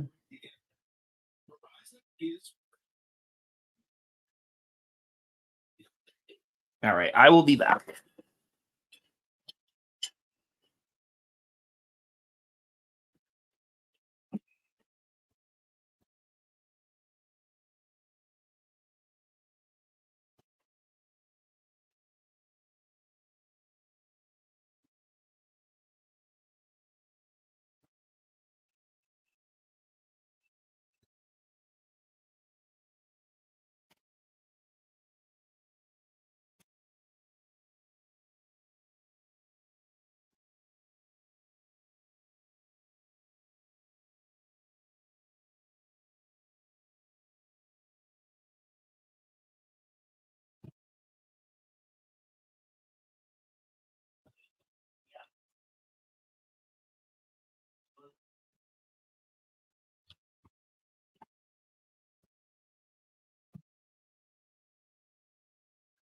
All right, let's catch up on some comments here. Oh yeah, yeah. I mean, it was a consistent sweep. It was obvious that she was going to win. I was very happy that she won. Great speech too. So I was very happy to see her get that. It's Cillian Murphy. Like, it has to be Cillian Murphy. He's won basically everything he's needed to. I'd be very shocked if it wasn't. I mean, I'm happy for Avatar. It was obvious it was gonna get those last 2 seasons because why not? Like, there was enough. Even though people were mixed on it, there was enough buzz to where I feel like, it was bound to get some kind of renewal. Yeah, Brother Sun getting canceled, definitely disappointing. I really love that show a lot. I definitely am excited to talk about it at some point. But yeah, I mean, it ended on a note to where it's not like the most unsatisfying ending. It just sucks to like it wasn't able to do more because I feel like that was a show that Netflix, as usual, just didn't really do the greatest job of promoting. So yeah, not very happy about that. I don't really care about Our Flag Meets Death. Maestro and Zone of Interest wasn't a big fan of Maestro. Zone of Interest. I love. Definitely very hard film to watch, but hope you get around to watching that soon. Yeah. Let's see. What else is there to talk about? Oh yeah, the winners. Okay. So, crazy that American Fiction won. I think it's really cool that it won, though. Like I said, I think if there was one thing Oppenheimer wasn't going to win, it was going to be this. And Christopher Nolan is like so guaranteed. I think they just saw it as like, let's just give it to Cord Jefferson. And also, his campaigning has been excellent. Like the entire season, he's done a great job of campaigning for this award. So it was really great to see him win it. And also, I mean, that speech was just incredible. I loved his speech a lot. I thought that I especially loved what he said about like micro budget films because it's true. We saw such an overabundance last year of these movies with like huge budgets and most of them just not really meeting it. Most of the film turning out worse because they were, so expensive and things like that. I mean, look at a film like Dial of Destiny and things like that really underperformed. Probably wouldn't underperform to the degree that it did if it cost a lot less. So yeah, I mean, I love that speech. I thought he did I thought that he really hit home a lot of good points, especially in the industry today. And I do hope we get to see more from him soon. I hope this is not one of those instances where like he wins and then we never hear from him again. I really do hope we see more of the potential that Cord Jefferson shows in American Fiction. I think that he is a fantastic writer, so sharp in terms of his satire and so clear at what he's trying to convey, but also just doing a really good job of telling this story. Because yes, American Fiction is a satire, but it also is this family drama. And oh my God, the show's back. All right. and I sat on my ballot. Wonderful.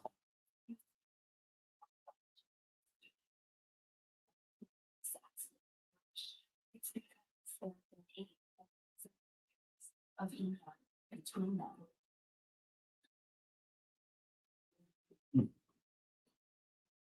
I'm so happy the Past Lives got nominated. Yes, very excited for Beetlejuice.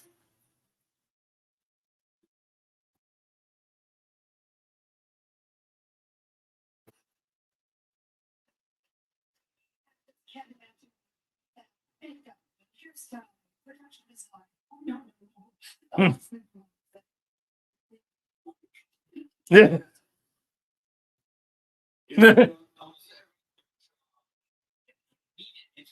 Good people and they make up hair true. You meet them, discuss the characters look, and before you know it, they're plucking their nose hairs. Or putting foundation into your cleavage. Or spackling little teacher's goal, a result of that teenage mishap with a nail gun. Oh. Well, I had to go on and here are the nominees for makeup and hairstyle. Golden, Karen Hartley Thomas, Susan Bell. I literally didn't even watch that movie, but good for them on being nominated. And y'all know I watch a lot of movies, so like.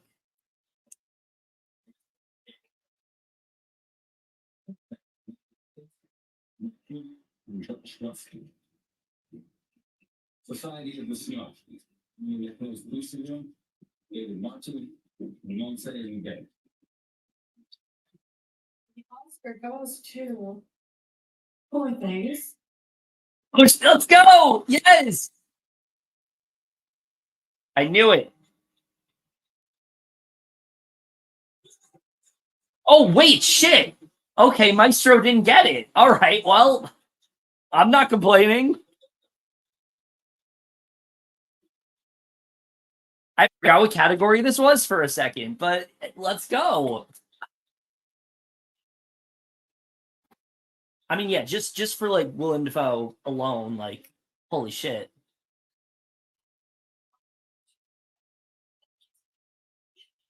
Oh, just said those words. Thank you to your boss for making films like nobody else. Thank you to Searchlight. Thank you to my crew. Ellen, Claire, and Grayson are up there somewhere. And to Carolyn at home. Thank you to Helenka for everything. Thank you to, I know you're not meant to say my agent, but she's amazing, Sylvia, so thank you. And bye. Big thank you to Willem Dafoe.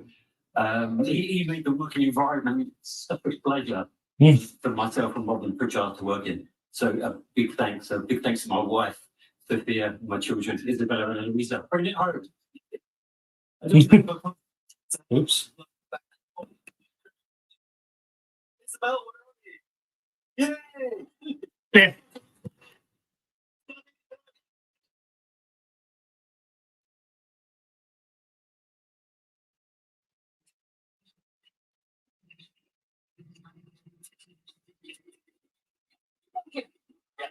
Oh, alright. What's next? Here are the nominees for production design. Oh shit, okay, this should also be Poor Things, I think. I mean, yeah, Barbie is just so colorful and glossy, but like I said, Poor Things throughout the movie stuns you.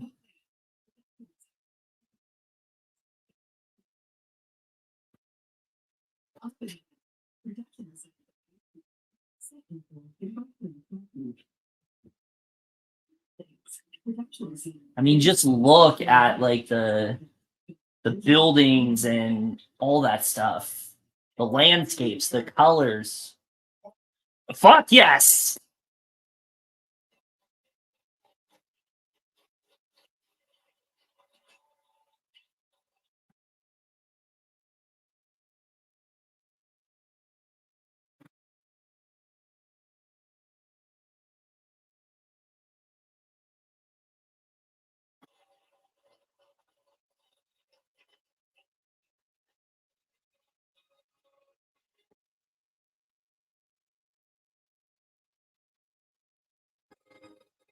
This is crazy. I've been in the mood for like custard tarts really weirdly. Anyway, we've got to thank Surfside and Element, who are just incredible to work with and along and support us and let us do mad, crazy things.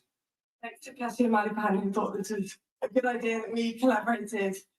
Mum, happy Mother's Day. Dad, Sis, nice one. Liz, Beth, and Ava. Susie, we miss you. So sorry you can't be here, but we'll bring this home to you. Adam and Lily, our backbone, our amazing crew, and my partner in crime, Shona Heath, who is our art department Bella. And thanks to our brilliant concepting team, Plum, Selwood, Jonas, Antonio, and Perry. And thanks to my family, Dov, Mum, Dad, Tim, and everyone at Finnis Street. Please wrap it up, but we haven't talked. Thank you all, guys. Paul, Emily, and my wife.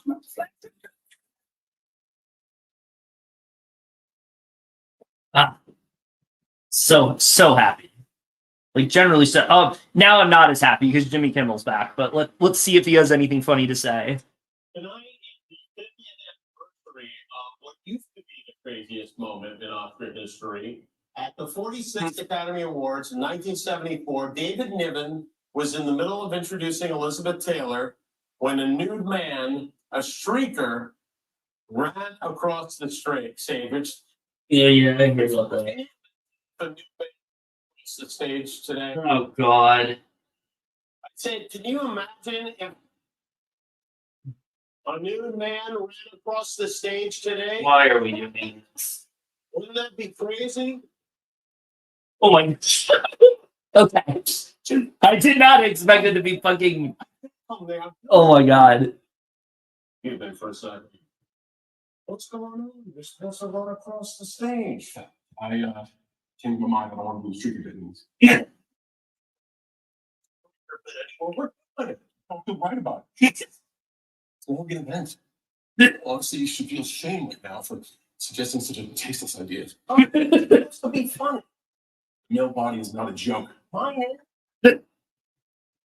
It's not. You I'm still naked. I really enjoy George are worse than naked. Gonna do this. All right, just give out the award then. Or worse. Okay, this went from something I was like no to actually really liking. John Cena really saved that for me. Oh my God.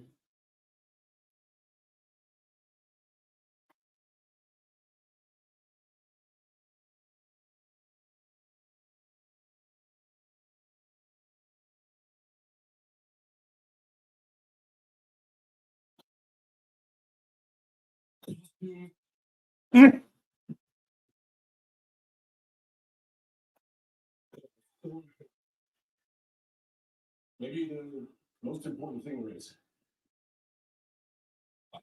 I can't open the envelope. The nominees for Best Costume Design are Costume design, that's just a joke. Heroes of the family. Costume design, that's just All right. This also I think is going to be core things, but we'll see. If it's Barbie, I wouldn't be shocked either, though.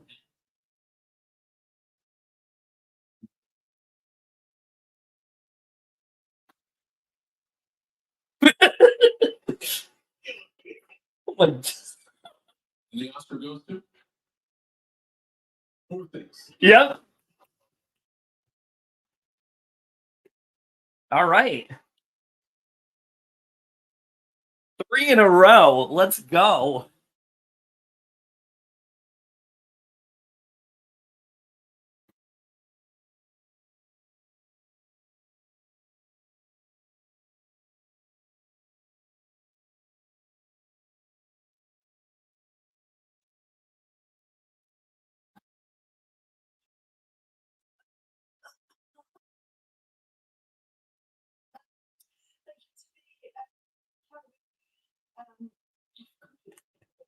Thank you for coming. Thank you to,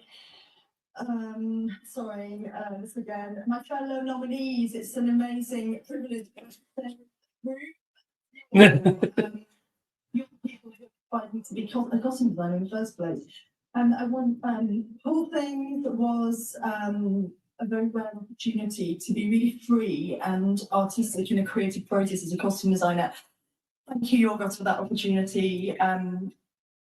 And for making such bold and brave and idiosyncratic work. There you are. Thank you to the cast. You were such a joy to work with. You all took every idea I threw at you and just ran with it and embraced it with such humour. Thank you to Emma Stone for giving us Bella Baxter and bringing her into the world. Thank you to an amazing costume team. We all met in Budapest. We'd never worked together before. We were many Hungarians, a few Brits. It was mid-pandemic. We had masks. We had translators. It's very hard to describe the brief to everybody, and somehow we all managed to make it work somehow. Thank you to Tony McNamara for always supporting my work. I really appreciate it. Thank you to Searchlight Pictures, Element Pictures for making this all happen. Thank you to my lovely family who have always supported me. I've got to go. And Andrew, who's over there, who looks after the children so that I can work. Thank you so much. It's a great speech. All right. The Poor Thing sweep, kind of. I think that's probably it for the Poor Thing sweep, but I am here for it. Like that was, I'm generally shocked they won for makeup, but I really shouldn't be, just because, like, again, look at like William Dafoe's face and how seamless that was. Look at the, you know, just the character designs and things like that and how clear all of that is. Like, there's so many actors that are not completely unrecognizable, but like are donning a completely different kind of look than they have before in that movie. And I feel like them winning makeup just kind of makes sense. Like Maestro, we've done that before. We've, you know, given out the award to someone who's like in various old age makeup and things like that. Poor Things is taking it a step further. It's like, here's what we can do when we don't just age them up, but we also like try to do creative and different things with actors. And I think they did that very well with Poor Thing. So I think that's a very, very deserving one. That's the kind of upset that I was talking about, where it's like, okay, I want to be like excited by it. And that's kind of how I feel so far. In general, I am enjoying this. I'm enjoying this show. I was really worried about that streaker bit, but John Cena, I mean, I've said this before, he just knows how to do comedy well, especially like stupid moments like that. He just does it so well. Like his facial expressions, him, you know, carrying that award like across the stage so it was like covering him.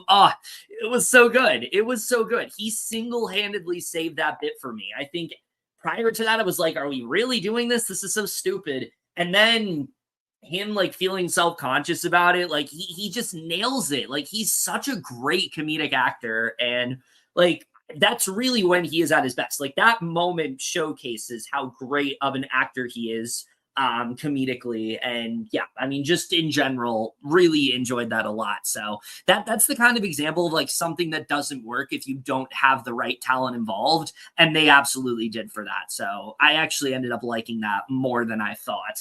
And I think if John Cena wasn't as on his A game as he was with that moment, I probably would have just found that really stupid. But I actually really did end up enjoying it. So yeah. Hi, Janaea. Always great to see you. Hope you're, I don't know if you're watching the Oscars, but regardless, hope you're having a good day.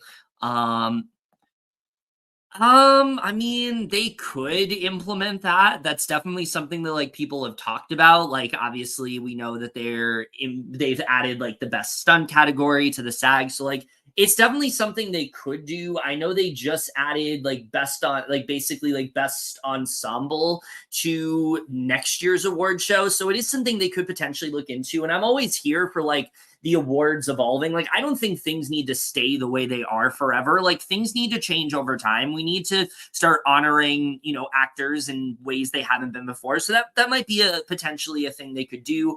I think the only real complication is just like, do you have enough entries? Like, are there enough actors that would be nominated for that? Because I feel like this year, if they did that, it'd be like probably like a Shamik Moore for Spider-Verse. Probably Robert Pattinson should definitely be nominated for Boy in the Heron. He is literally unrecognizable in that. You know, let's see. Obviously Haley Steinfeld for Spider-Verse should be in there. Oscar Isaac for Spider-Verse. Trying to think, probably Chloe Grace Moretz for Nimona. Like there's definitely ones they could have done. So yeah, I mean that might be something to potentially look into. Oh, I didn't answer this question before, so let me just pull it up. Imaginary sucked, as I kind of expected to. I will say it's a little bit better than some of the other schlock that like Jeff Wadlow has put out.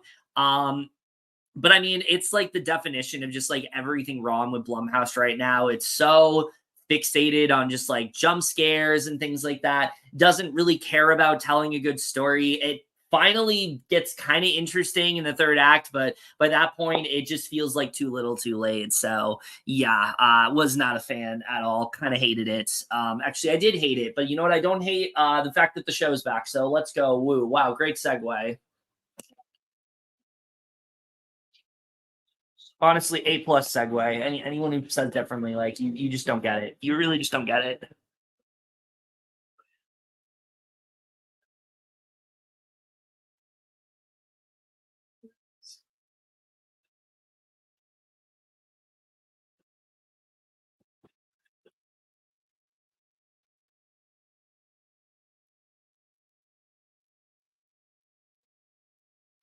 Oh shit. I was shocked this got nominated, but I'm very happy it did.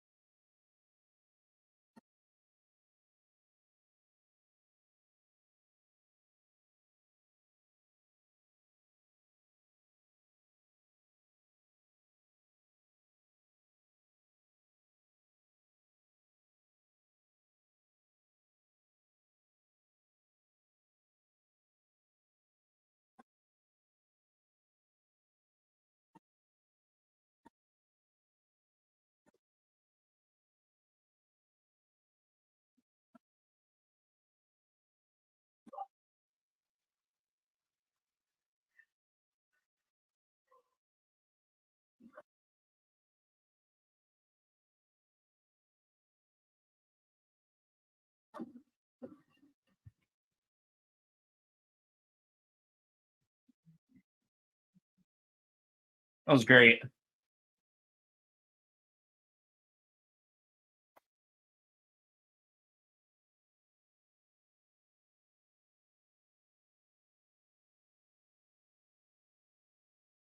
What a great way to showcase like their culture as well. Like just fantastic. All right.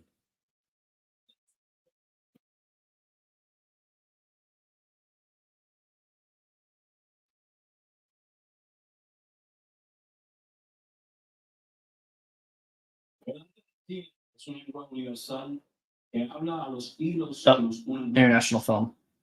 Beautifully said. You see, he's not such a bad bunny. Happy birthday, brother. Grazie. Thank you. International films enrich our cultural understanding by broadening our perspectives of the world and each other. Here are the nominees for International Feature Film. And Zone of Interest. Like not even worth even thinking about. Okay, but like major love to Perfect Day is such an incredible film. Society of Snow, also great. If you didn't see that in theaters, like you missed out. Need to watch The Teacher's Lounge still.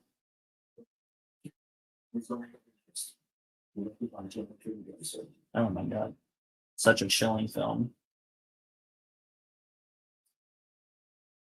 The Oscar goes to The song of Yeah, I mean, expecting anything else, obviously.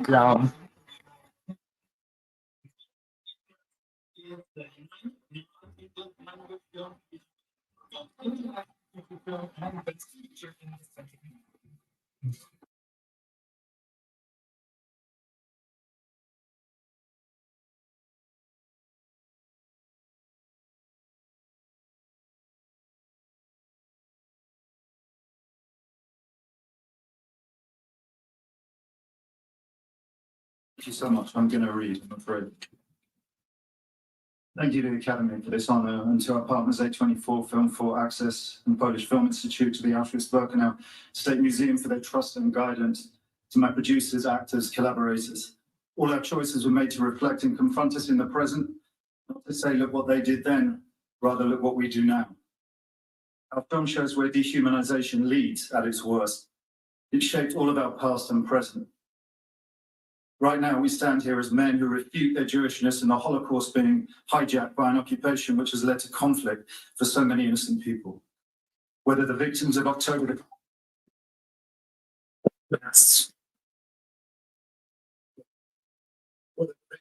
7th in Israel, or the ongoing attack on Gaza, all the victims of this dehumanization, how do we resist?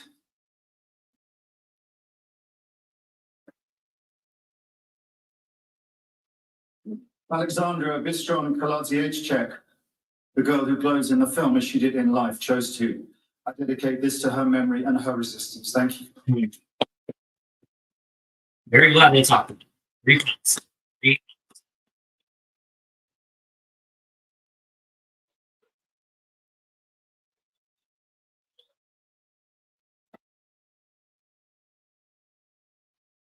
All right. Who is this? Oh. Hello, Emily. Wow, bit of a frosty hello. Not at all. Happy that we can finally put this Barbenheimer rivalry behind us. Yes. That's right, it's Ken and Kitty. Leaving all that fodder in the dust. Right? I'm very excited for the Fall Guy.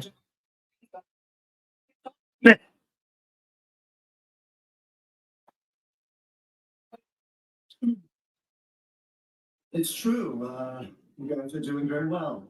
You know, congratulations. Thanks. But you know, I think I kind of figured out why they call it Barbenheimer and they didn't call it and Barbie. Because you were riding Barbie's coattails all summer. Oh my god.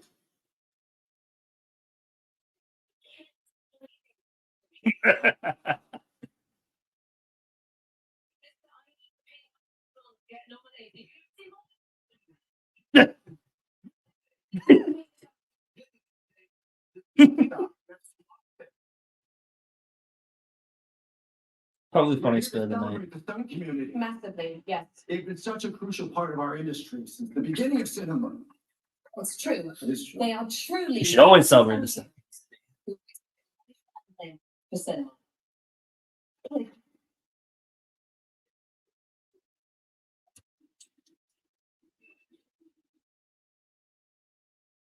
Oh, I love this. Chaplin, Lloyd, Key. Cinema's first directors were all stuntmen in their own right, and action is the lifeblood of their story. The Academy's history runs deep with the incredible work of the fearless artisans of the stunt community.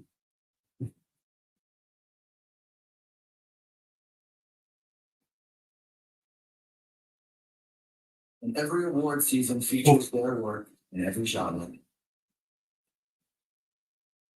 From Butch and Sundance to Black Panther, from the depths of space to the battlefields of Earth and beyond. Stunt performers and the action they design continue to create some of the most memorable moments in the history of cinema. And they've been doing it from the start.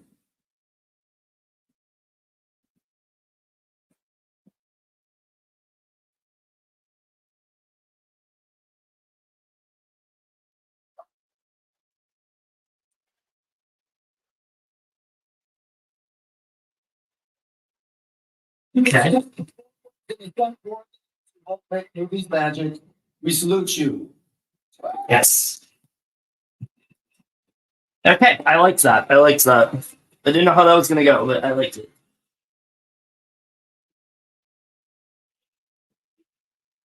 Okay.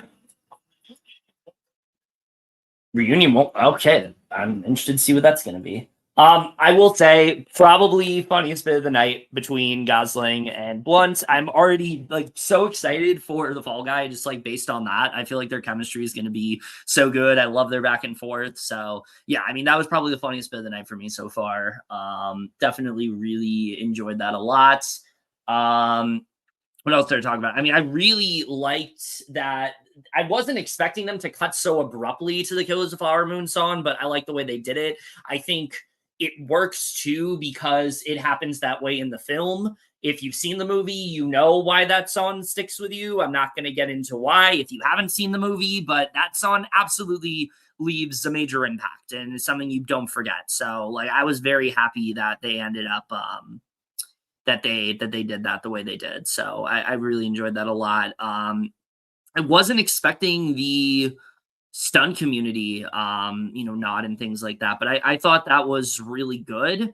The only thing I will say is that, like, where is the award? Like, I feel like if you're gonna honor the stun community, why not just go a step beyond and just implement an award for the stunt community? Like, you're talking about how movies would not be made without them. It does feel a little disingenuous when you don't say the names or you don't, talk about the people involved from that particular year. Like, I just feel like you're giving the credit, but it feels a little bit too vague. And that's the only thing I will say about that. I think that should have been longer. I know obviously like we have a show to do, but like I feel like it was it felt kind of like something where it's like, okay, we need to tack on some kind of element about the stunt community. And I feel like it was good, but I'm hoping that this is like sort of like this is grounds for them finally starting to honor that because it's something that has been neglected for a very long time. And I really do feel like they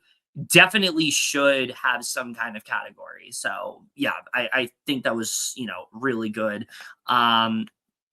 But yeah, like I said, I enjoyed the stuff with Emily Blunt and Ryan Gosling, but it very much does give the vibe of like we're not going to give out a category, but we are very much going to give out we're not going to give out the category, but we are absolutely going to give out like a shout out. And I just feel like that's not enough, especially when it's like long overdue that they haven't given out they haven't given them the love that they deserve. So yeah, that's just my little statement with that. I absolutely loved Jonathan Glazer's speech about Zone of Interest. I think the one biggest takeaway I had in watching that movie was, yeah, I mean, you can very much use this as an allegory for what's happening right now in Gaza and people who are turning a blind eye to it and not recognizing, having that mindset of, well, it's not happening to me, so therefore it's not important. Like, too many people have that mindset.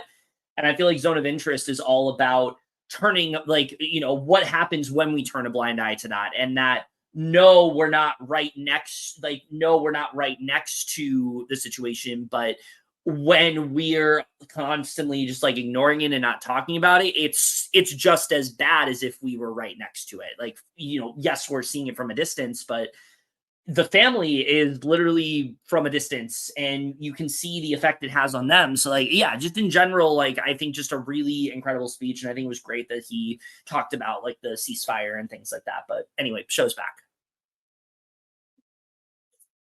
Is this how we transition to I'm Just Ken? We'll see. I'm surprised I haven't done it yet.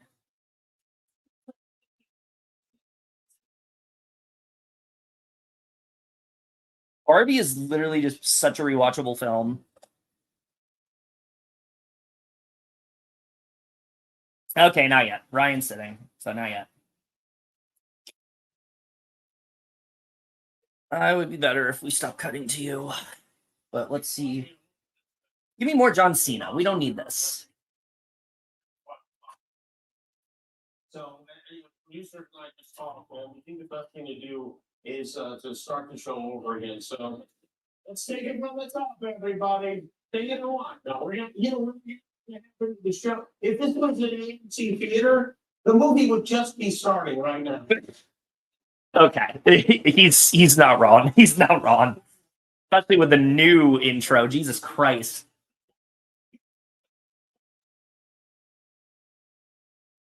All right, here we go.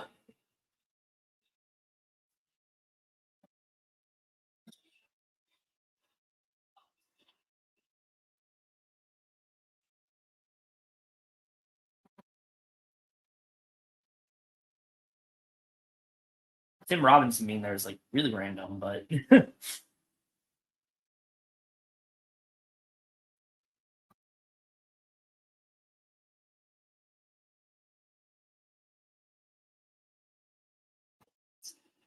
It is an honor for us to be here to pay tribute to the nominees for active and supporting role. Sterling, I know yours has been a long journey to get to this night. yes, I'm long overdue. so happy that you're finally being recognized by your peers. Your performance in American Fiction is extraordinary and transformative. And I am in awe.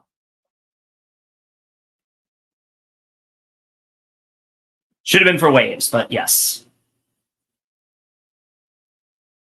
The message is free. It's outmatched only by the matches of who you are as a person. Yeah. I don't know what he said, but agreed. And then who don't drop character until the DVD commentary. Talking about Robert Downey Jr. Yep.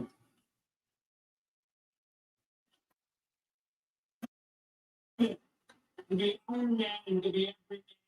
He always goes above and beyond 30 years ago. As Chaplin, he learned how to play the violin left-handed. Who does that? Seriously.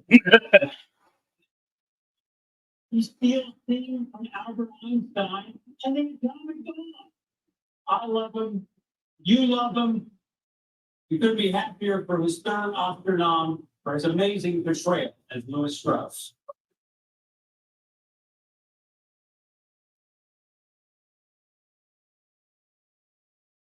In the course of his brilliant career, Robert De Niro has teamed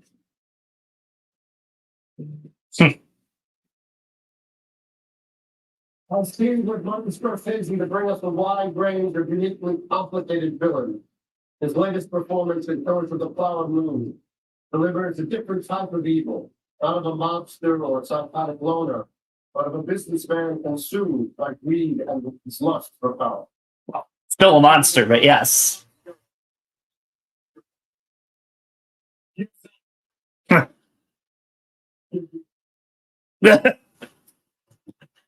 He's like, I know I'm not winning. It's fine. Within our ancestral blood. Congratulations to an acting legend.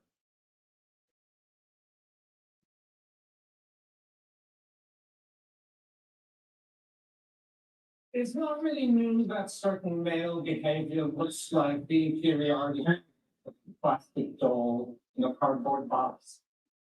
But it's something easy to ridicule. So why then do we admire Ryan Gosling's Ken so much?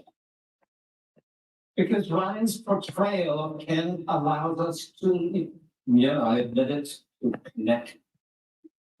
No, not because it's ridiculous, but because it is funny, intelligent, hugely entertaining, and ultimately poignant and deserving of empathy. To experience all that is exactly what we go to the movies for.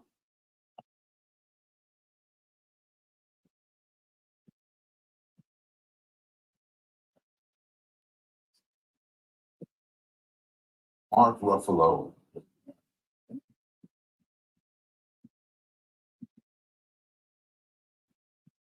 Over 3 decades, you've captivated us with your versatility